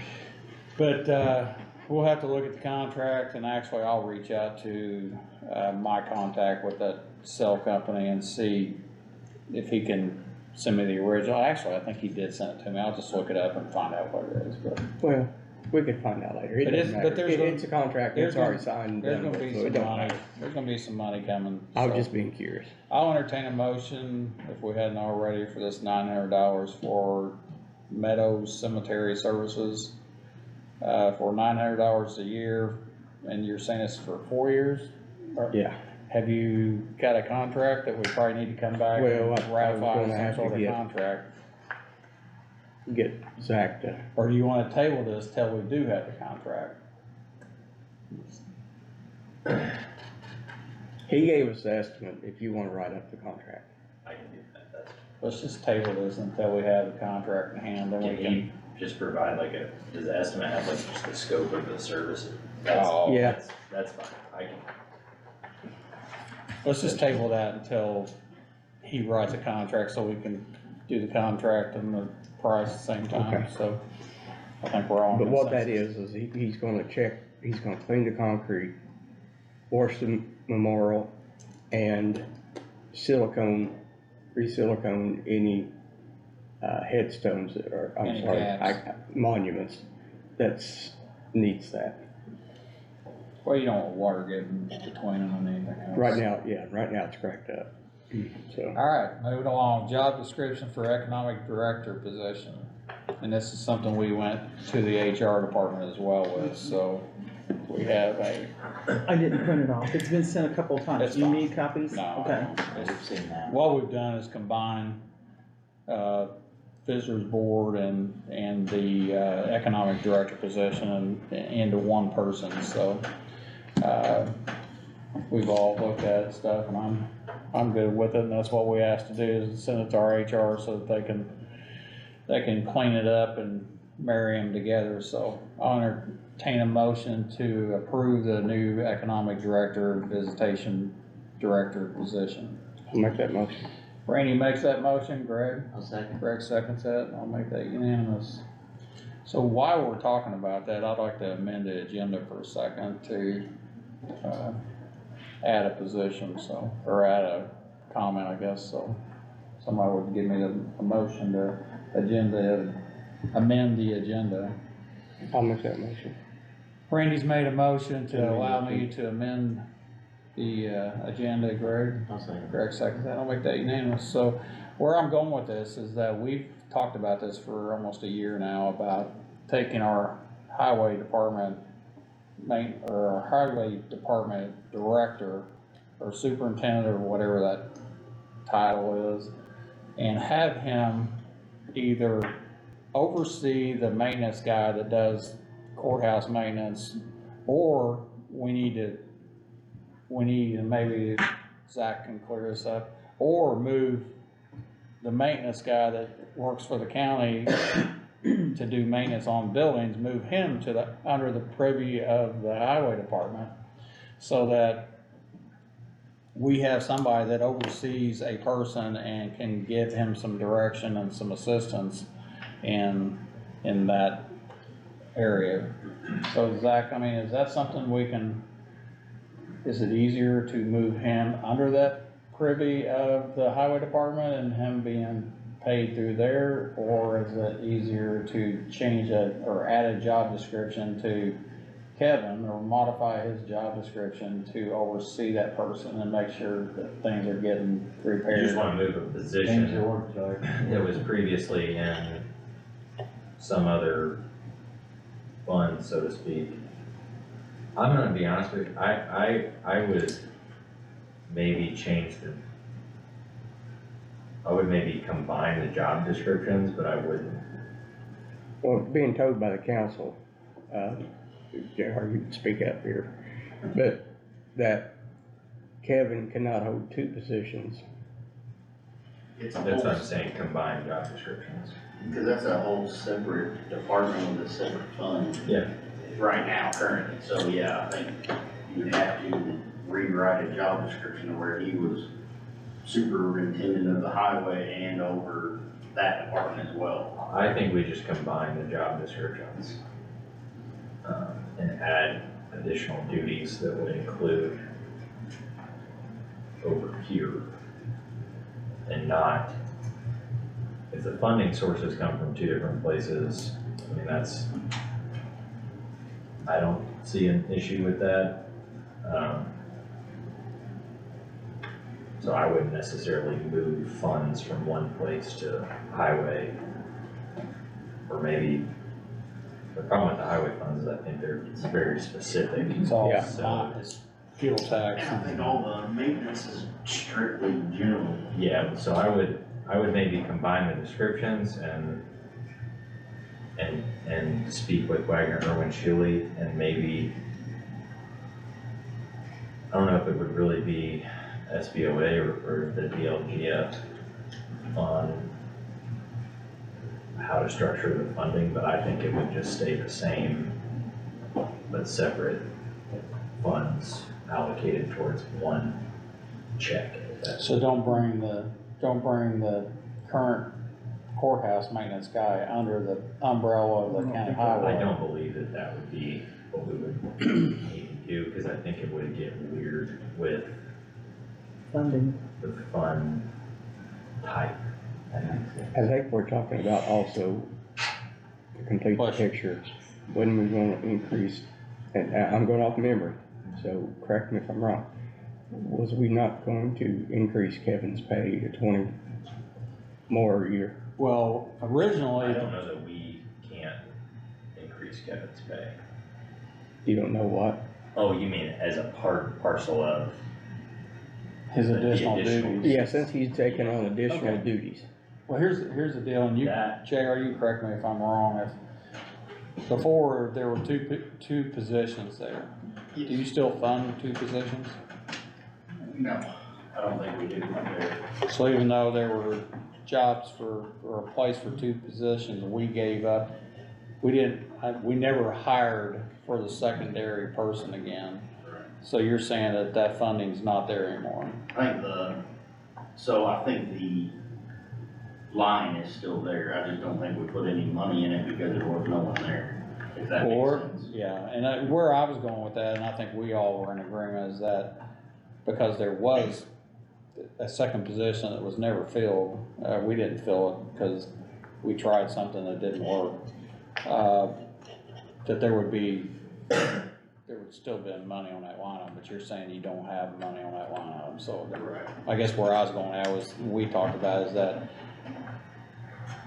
that funding was probably in, I'm saying probably a $30,000 or $40,000 job, and then add your benefit package to that, you're probably, 50s or close to that. We were just thinking if we could offset that with, giving Kevin that more responsibilities and going with a $20,000 increase for him, that we'd kill 2 birds with 1 stone, because he's willing also to, because the way the county works, or the way the county highway works, is that they're on a 4-day, 10-hour shift, that on Fridays, he would come and help, fix things that are in his privy, in his wheelhouse, and assist, the county on Fridays when he's normally off because of the 410s that they work, so.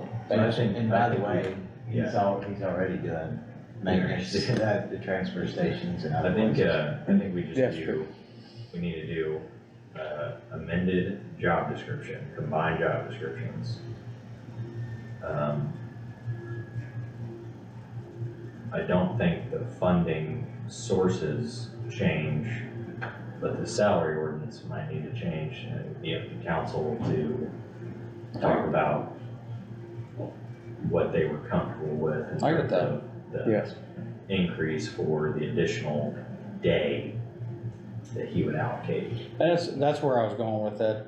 We didn't replace that other person, so instead of replacing somebody and costing us $50,000 or some $1,000, we're gonna replace it with a $20,000 person that's going to make sure things get done in a proper way, so. Can we reach out to the HR people and see if they can write some sort of additional Would you guys description? like for me to send you the current highway superintendent's, job description and the former building superintendent? Yeah, I think that's probably. Yeah, good and then idea. you guys- Well, and then also, Leave the transfer station. we're gonna have to add the transfer station, because that's, Yeah, I think that's a good idea. So, all right, back on track here. Property cleanup bid and amendment. And we got an additional quote there. So the original, do we have the original? The original one. Actually, there was a second one that we talked about before. Let's see if I can find it. Did that one maybe come to you? Cause I'm not sure It did come to me. Okay, I'm thinking, I don't know about that one. See if I can.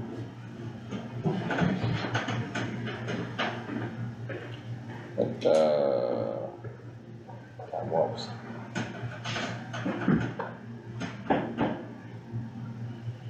Did I send that to you guys? I know you brought it up in the meeting one night and you had it on your phone, but I don't have it. Let me open this one and I'll read the other one. I'll go find it, cause I got it's it. $4,000 here.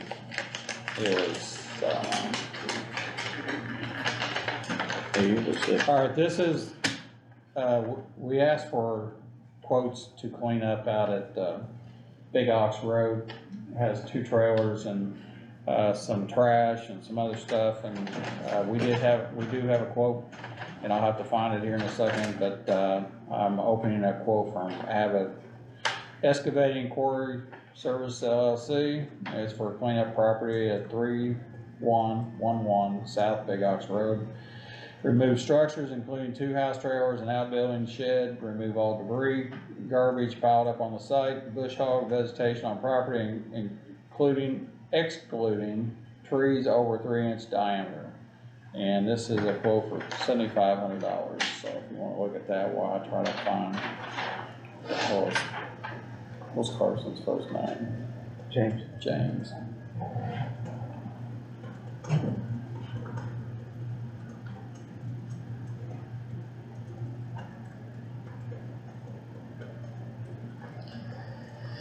It's not under that, I don't know. We haven't done the economic director position yet, have we? Yeah. We went across Did we pass it? Yeah.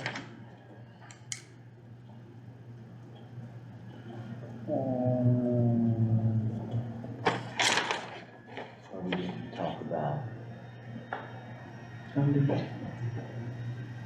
And talk about the funding. Right. Well, that was another thing too, is that we need to increase that funding, and if I'm not mistaken, I thought we sent an email or a notice to the council asking for an increase for, the economic director There position, was a letter given to him. and we asked also for them to increase, the position where Kevin's at. I think it's a similar situation to Kevin's. I think we're combined job descriptions. We have one funding source that is, restricted to the, Visitors Commission. is it innkeeper's tax? Innkeepers, yes. And then a separate fund, that I believe would be general fund, for the economic development director kind of position.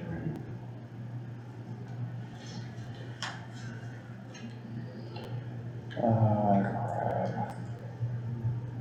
And they would just need to do a salary ordinance amendment.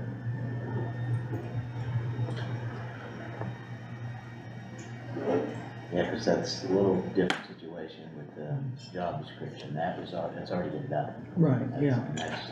That's Guys, I'm the gonna position continue to look for this. You guys, let's talk about the holiday schedule and see what you think about that, cause I'm gonna come back to this. I need to find this. There was no changes. Well, there is a change, because there's 2 days that we have elections this past year, and we don't have elections in 2025, so, there's gonna be some change. I know the one that Jennifer printed off for you was, Do you want me to go reprint that? I got it somewhere. Okay, I'm not sure. I printed was for, 2 extra days, and the judges were talking about leaving those days there and taking an extra day around Christmas. I don't know what you guys has thought about that, and I do know one of those days we, had a little different verbiage of Yeah. what they had compared to what we decided we were gonna do. In my personal opinion, I think we leave our verbiage like we had it. I agree with that. Yeah, we gave I Washington think we Lincoln left Day. it that way, didn't we? I think Is it's. We did. Is this annual? It's one time, Supposedly, right? Just annual, one time a year. a year, right? Okay. That's my understanding.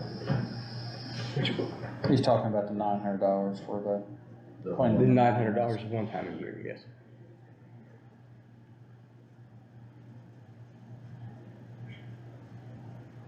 Oh my God. So what do you think about the holiday schedule?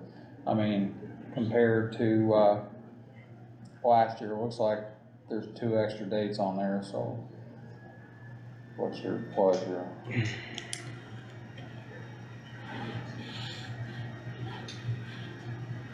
God, how for next year, I mean, obviously, these election days won't be a thing, so. Let's pick up, Greg, I didn't hear you, but. What was your suggestion? So, I mean, currently, we're looking at 24 schedule. So when you look ahead. Wait a minute, I'll print off 24. Yes, you did, that's. I was wrong here, sorry. You see, you have primary election day and you have general election day. But you already have like Christmas Eve and Christmas Day. But the way the judges are talking, they're gonna continue to use those days, like 3 days for Christmas, which what days Christmas fall on? I guess it's Tuesday and Wednesday, or Wednesday. So it'd be Wednesday, Thursday. So they're gonna take Monday, Tuesday, Wednesday.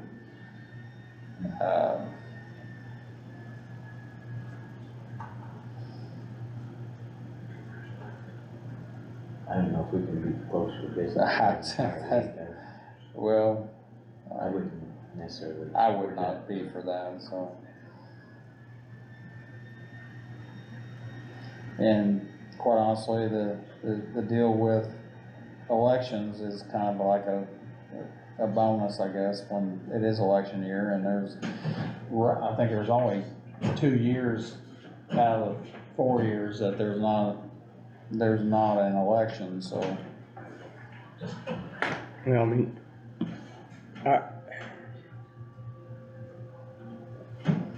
I don't know how we circumvent a holiday just because we don't have election going on.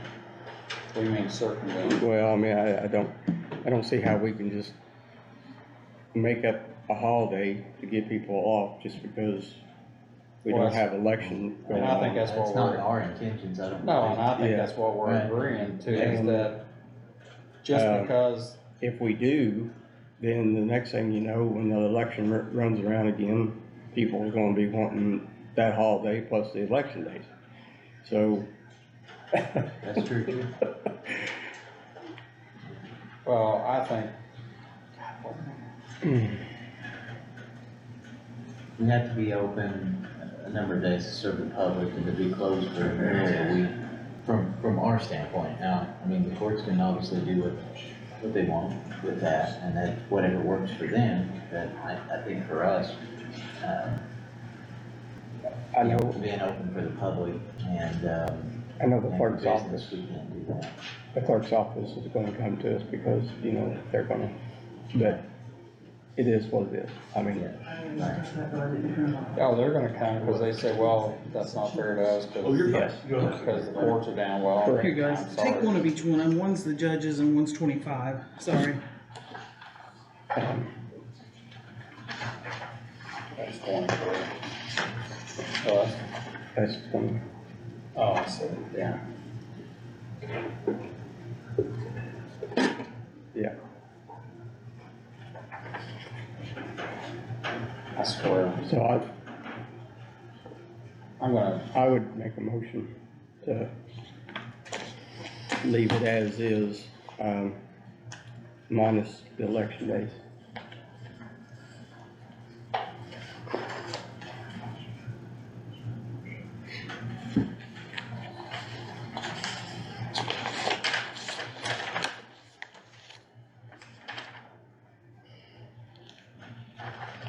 so this was 1, 2, 3, 4, 5, 6, 7, 8, 9, 10, The 25 12, 13, 14, 15 days. I think the 25 schedule has the same as the 24, it's just that it's the day after Christmas and New Year's Eve instead of 2 election days. What the heck? Hang on a minute. 1, 2, 3, 4, 5, 6, 7, 8, 9, 10, 11, 12, 13, 14, 15. 1, 2, 3, 4, 5, 6, 7, 8, 9, 10, 11, 12, 13, 14, 15. Are you counting 2 days for Thanksgiving or just one? Well, actually, Who's counting just the days? I counted 24s, there's 15. I counted 25s and excluded the two election days, and it's still 15. Should be 15 for us. So what they've done is, uh, here's what they've done. They've added. Election day, or on Christmas, they have taken the 24th, the 25th, and the 26th, which is a Wednesday, Thursday, Friday. And then they've taken Christmas, Year's Eve, New Year's Eve. So December 31st, which is a Wednesday, they want, cause this is calendar year 2025. Yeah, and I'm then when he put it's that together, I don't know why I thought there was another day on this one that he did. Cause New Year's Day always falls in the next year. Yes. So what they've done is they've added they've taken the 2 election days out, which got them to 13. They added an extra day around Christmas, and they added New Year's Eve. The date, they added December 31st. So here's my problem with that, as Greg says, in December, we're going to be closed Wednesday, Thursday, Friday, and the next week, we're gonna be closed Wednesday. Wednesday, yeah, and And then Thursday. Thursday, yeah, and Thursday. So, you know, in a 2-week period, we're gonna be open about 3 days, or 2 days. Yeah. The only thing and what I counted, cause we had 16 days on 24 and 16 days on 25, so it's just, I don't know how you wanna do that. So I'm not gonna make it, I mean, you guys do what you want, but I'm not gonna make up a day just so somebody can be off, and I'm not gonna close the courthouse for 3 days in a row on 1 week and 2 days the next week. So, I agree. you do what you want. That's basically what I was. So, yeah, should be 14. I would've thought it was on 13. 2 days. So, You know what, wait a minute, the judge's one that I gave you is this year, so actually, that's 24 right, too. there's 2 days here, Yeah. I didn't count them Shit. twice. Yeah, I know. Alright, so I think we got So the there's wrong date. 16. I don't think the judges are asking for, Yes, I think they did, hold on, let me print the 25 one. I'm on wrong. The issue I have here is it's not 15, it's 16, cause there's, Thanksgiving is Thursday and Friday. But this is all 24. I get that, but if you count 1, Yeah. 2, 3, 4, 5, 6, 7, 8, 9, 10, 11, 12, 13, 14, 15, 16, there's 16 days, not 15 as I thought, because I didn't look, they had Christmas and Christmas Eve, but they didn't do Thursday, or Thanksgiving and Thanksgiving Eve, or Thursday and Friday, it's a day, it's We Thanksgiving should be and looking Friday. at 14 So we're, on our, if we're on 1, 2, 3, 4, 5, 6, 7, 8, 9, 10, 11, 12, 13, 14. That's correct. That's what I think, but that's, I'm not making up a day just because that's what it is. I mean, it's, the next year, you're gonna gain it back. You're gonna gain it back because it's kind of like Randy. it'll be a different election. Yeah, circumventing the holidays. Zach, I got a problem here. I can't find the other quote for, can we table that till the next one? Since we just opened it. I didn't, I mean, I think. we have a quote, I can't find the quote. Yeah, I was helping you I look. think that tabling it is up to you guys. I just don't, I mean, I wanna be fair to people, I mean, I'm not trying to slight anybody saying that, but I cannot find, Here's the judge's orders for 2025, sorry guys. I can't find the quote. I mean, And I know I talked about it in a meeting, I could go back on a video in the last 2 months, cause it's probably October. I just can't find it.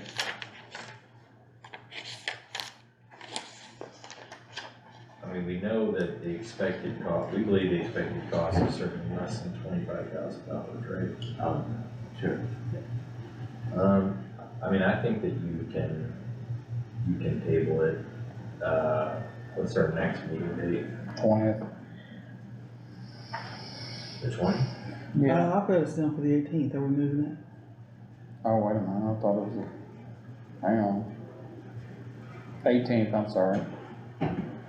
Sorry, it is the 18th.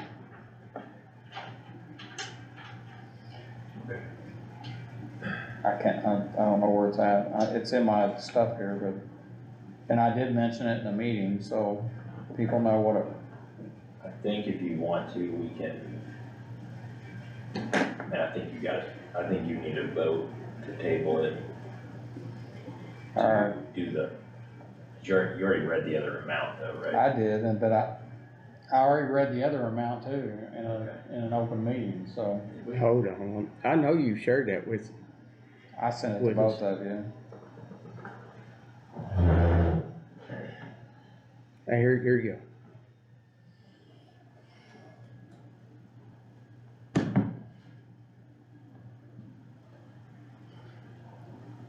Alright. Alright, good, we'll just move on here.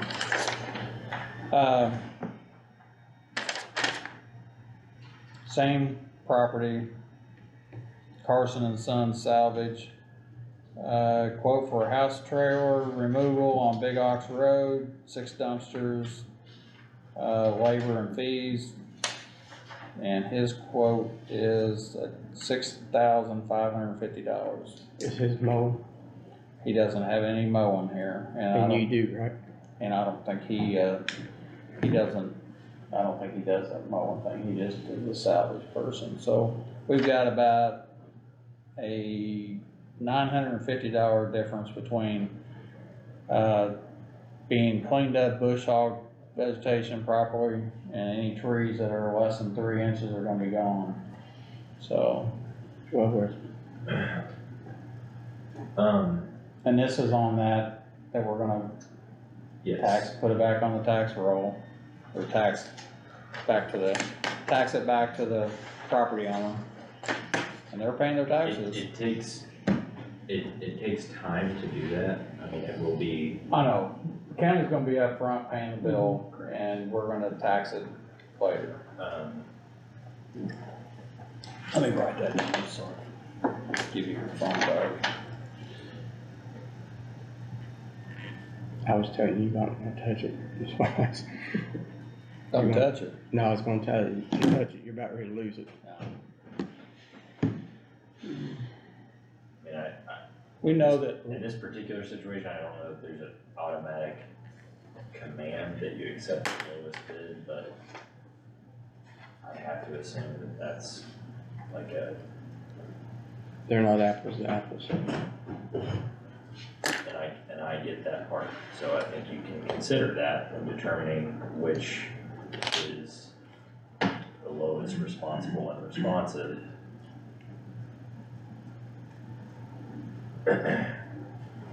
So, I'm glad you found that, thanks.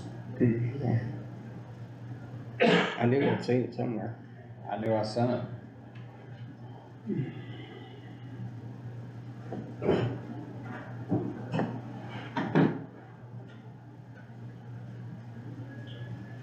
I wanna be careful about the mowing part, because we're really talking about unsafe buildings and premises, okay?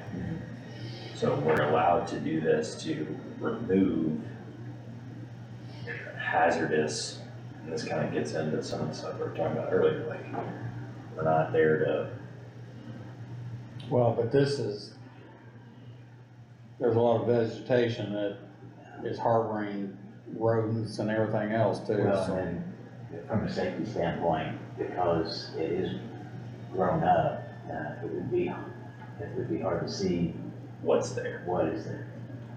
So I think it's your all's discretion in terms of which one you think gets the work done at the best cost. Before any work is performed,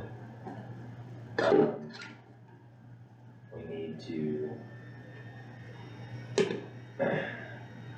I think at this point, we just do a notice by publication, and we need to include in the publication an advertisement that work is to be performed on the particular property. The name of the person to whom the order was originally issued needs to be included. The legal description or address of the unsafe premises, that subject to the order needs to be included a statement that a contract is, has been let to public bid with a contractor to accomplish the work in line with the order, a description of the work to be accomplished, a statement of the price, for the, work accomplished and the amount, a statement, the amount represents a reasonable estimate of the costs incurred by the, in this case, contractor, processing the matter, and that if the amounts are not paid, they would be recorded after a hearing as a lien against all persons having a fee interest, life estate interest, or equitable interest of contract purchaser in the unsafe premises. The time that the bids for the work were open, place the bids were open, the name, address, and telephone number of the enforcement authority. That would be the county. Those, all of those things need to be stated in a public advertisement and essentially served by publication on, anyway, so if there's anybody in the county that has an interest, they have an opportunity to try to do something before the work is performed. So I would say at a minimum, we need to do that, at least 30 days before the work is performed. Whoever gets this, it's not an agreement that are in fact gonna go directly out there and start doing that. So there's some of the. There's a lot of. Okay. Wow.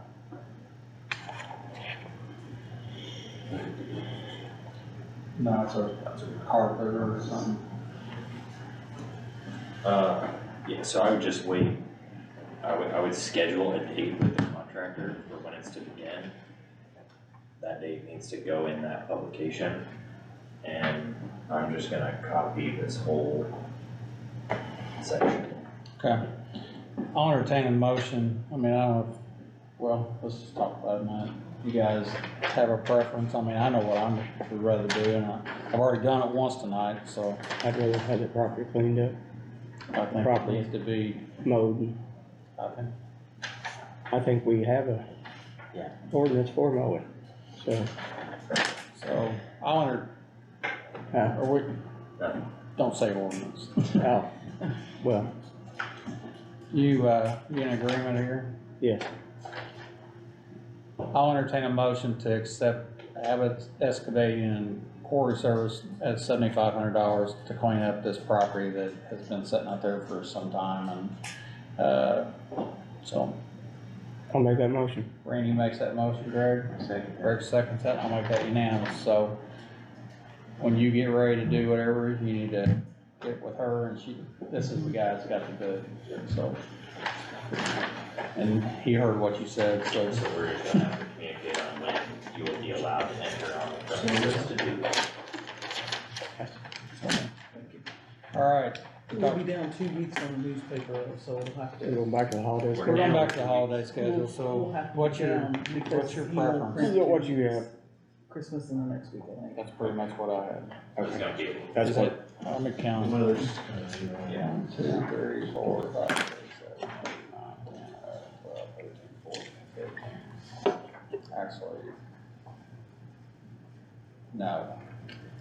See, there's 3 days here. This is what I'm, 1, 2, 3 for that. See where I'm talking about? oh, yes, I do. That's what needs to go.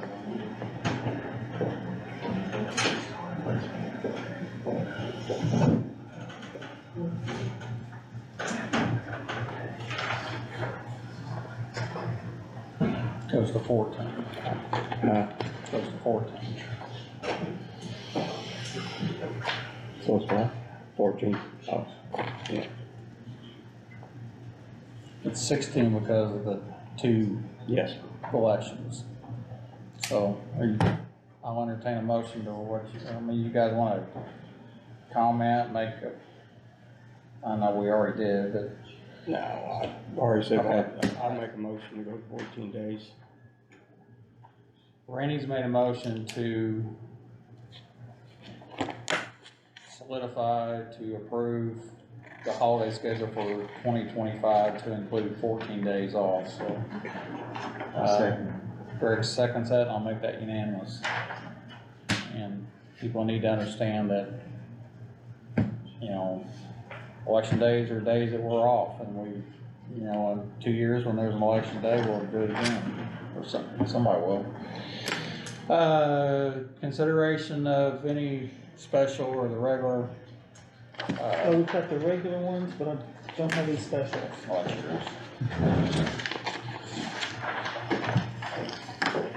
Everybody had an opportunity to see those from Mandy and her email she sends out to us.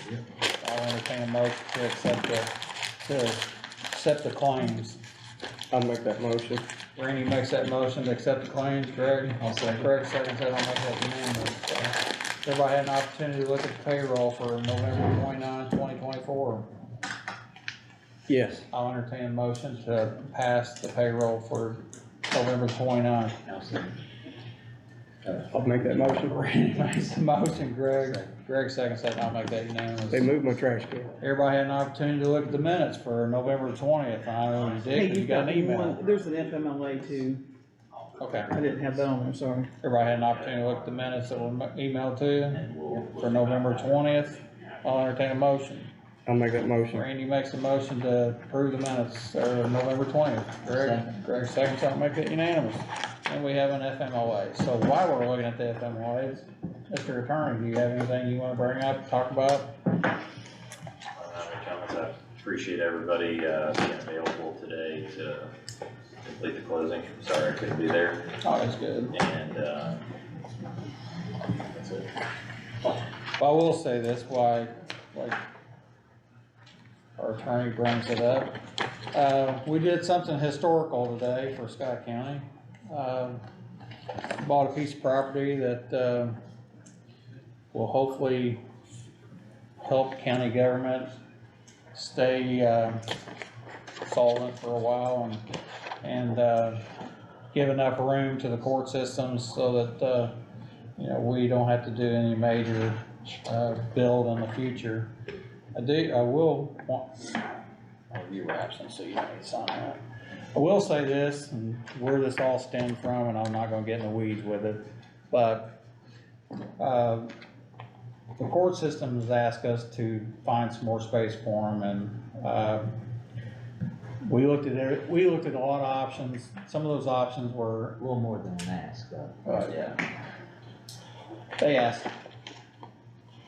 Yeah, I'm just gonna leave it alone, but, they asked us to find more room and then kinda told us to find us some more room, and I'll just leave it at that, but, looking at some architects, trying to figure out different avenues that we could do. And this is something that the mayor, shaking hands today, said the same thing, said that, we saved the county taxpayers, city taxpayers, a bunch of money today. We looked at remodeling this building or adding to this building at a number of $13 million. We looked at going to the John Jones building and doing some remodeling here at $15 million. And we believe that we've done a good service to the taxpayers of, doing this for, Somebody being paid. at the beginning here, $600,000 to purchase City Hall. A lot of people, won't understand that and try to figure out why we did something, but we, I think we've done the right thing. We bought a building, that's sits across the street. We will now be the proud owners of 1 McLean Avenue and 2 McLean Avenue. It's not connected to this building, but it's as close as you could possibly get to it, and I think he wasn't here. Oh, He can't sign something he wasn't here. So I believe that in the future that once once both locations are remodeled, that, you know, it should please the court system and please county employees, and, that's all I'm gonna say. So I think it was a good buy, and hopefully, after all the construction and moving and everything else is done, that everybody will be pleased with it, so. Yeah, I wanna thank the mayor and his staff for working with us and getting that done. It's, certainly, monumental and, it's gonna work out great for not only the city, but for the county as well, so I certainly appreciate their partnership. We did good, you're welcome. And we will, I think the next thing to do, is to start looking at, planning, for when occupancy may happen, because I know our agreement is for a 12-month window, but depending on how quickly that occurs, we could be asked to take possession sooner. So maybe starting some plans, I think talking with the city, continuing to talk to them about, providing us some access so that we can, you know. They were good with that. He agreed with that, Okay, cool. yes. Especially the part that's not being used right now. He said And you of can do course, whatever that's you want. I think to that, make it and then clear, I that's think, not in the contract. Yeah, and we need Anybody. to also probably begin some communications with all the different office holders in the building, and staff, and figure out how, this move might affect some, what it's gonna look like, and, you know, where exactly we would be kind of, so to speak, expanding some of those, court-related offices versus, placing some of those non-court related offices. I agree, and again, the mayor said today that, you know, they could start doing stuff in the area that is open space right now. And I know that was not the easiest process for them, so you know, I wanna thank their, attorney for, doing good work on making sure that was, approved and done the right way. A lot of work there, a lot of stuff behind the scenes. I know. I've got the contract. You want this? All right, I'll entertain a motion to, approve the FMLA. I'll make that motion. Randy makes a motion, Greg. I'll second. Greg seconds, so I'll make that unanimous. You guys got anything else? I don't. Got anything? You got about 15 minutes, so. Okay, I'll be quick. He won't talk that long. Church remodel. Status, I know we were looking at, maybe Randy was, touching base with, the engineer initially that we had looked at that. I didn't know where that might be sitting right now. Until the council, I guess maybe we need to go ahead and make a vote, to, move with the, renovations. Well, I thought we already did I that. think we were doing, I don't think the council's ever agreed to let us do it, and that's, but I Council think, doesn't have I think Greg was, he brought up a point in a couple meetings ago about, a design build plan, basically, so I don't see why we couldn't already go ahead, approve. Do they have like an estimate for what it costs to put the plan together, or? no, because That's what I don't know. it's gonna be kind of a fluid thing of conversation between three people. Well, Well, I mean, no, it's not. I mean, Mike's got a scope, work scope, which we agreed to with. what we were gonna do is we came up with the scope of work that we were sending to an engineer to draw up the plans. That's right. And then he would come back and say, here's the plan. And I And wanna at know, that point, what does he need for purchasing those plans? Well, I mean, he'll need to be paid for his work. That's, Yes. so we wanna get him that. That we can do a separate resolution from the restricted opioid funds. And then we'll know what, from those plans, you know, I guess we it's can the get those bill, contractors and estimate. what that estimate is, bid that out for the contractor, depending on what that, you know, cost is, and I think doing the bid is probably the best idea, and then, you know, get the work started, we'll do another resolution once we know what that acceptance is for that amount that they're estimating it. We'll send all those things to council as we go, but I think we're gonna have to, like, drive the bus, so to speak. Yeah. Well, we already have scope of work and we can send it to the engineer and he can start his stuff. So I think. I mean, you know, for me, it was just, I didn't wanna contact anybody to do any work until I know we could pay them because of what happened last time. I get that, and if you feel more comfortable, I mean, we can, I mean, I would have to know some kind of number Yes. to have him start on, He needs to What's provide that other an elected estimate. official say? Right. just for the engineering Do it, plan. they'll have to pay He it. needs Oh, some I know. engineering estimate. Yeah, just give me a number to work with, we'll do a resolution, we'll send it to the council, they'll advertise for the appropriation, you know, approve it or not, and Shouldn't even have you know, to pay. I think these funds are coming from restricted opioid funds because that's the purpose, the intended purpose of that building is to provide for the services that are intended for those funds.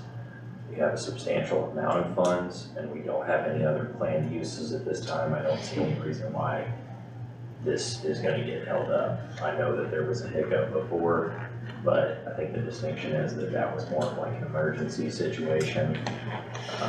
You guys took action to protect the building and it was necessary, and, whatever. I'd get an estimate of what he's gonna charge Longer than we expect. and bring it back for the next meeting, we'll get it. I'll make it. Monday. So it's That sounds good. just an FYI about the possible executive session, you know anything about that? So, I have already drafted, and I didn't know JR was gonna leave entirely, but, I've advertised, I have proposed to advertise for December 11th at 6 p.m. Everyone can make that work. That notice is already prepared, to be posted, Monday and sent out Monday, and, we're fine. 6 p.m. 6 p.m. I did that to accommodate some of council's schedule, What, December 11th 11. 6 p.m., that's Wednesday, at 6? yes. I won't be here, but I'll call in.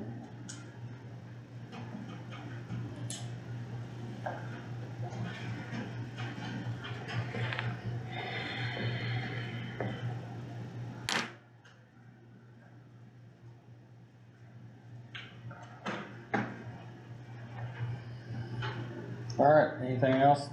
Jennifer, you got anything? No, not that I'm aware of. Randy, you got anything? I do not. I'll entertain a motion to close the meeting. I'll make that motion. Randy makes a motion, Greg. I'll second. Greg seconds, and I'll make that unanimous.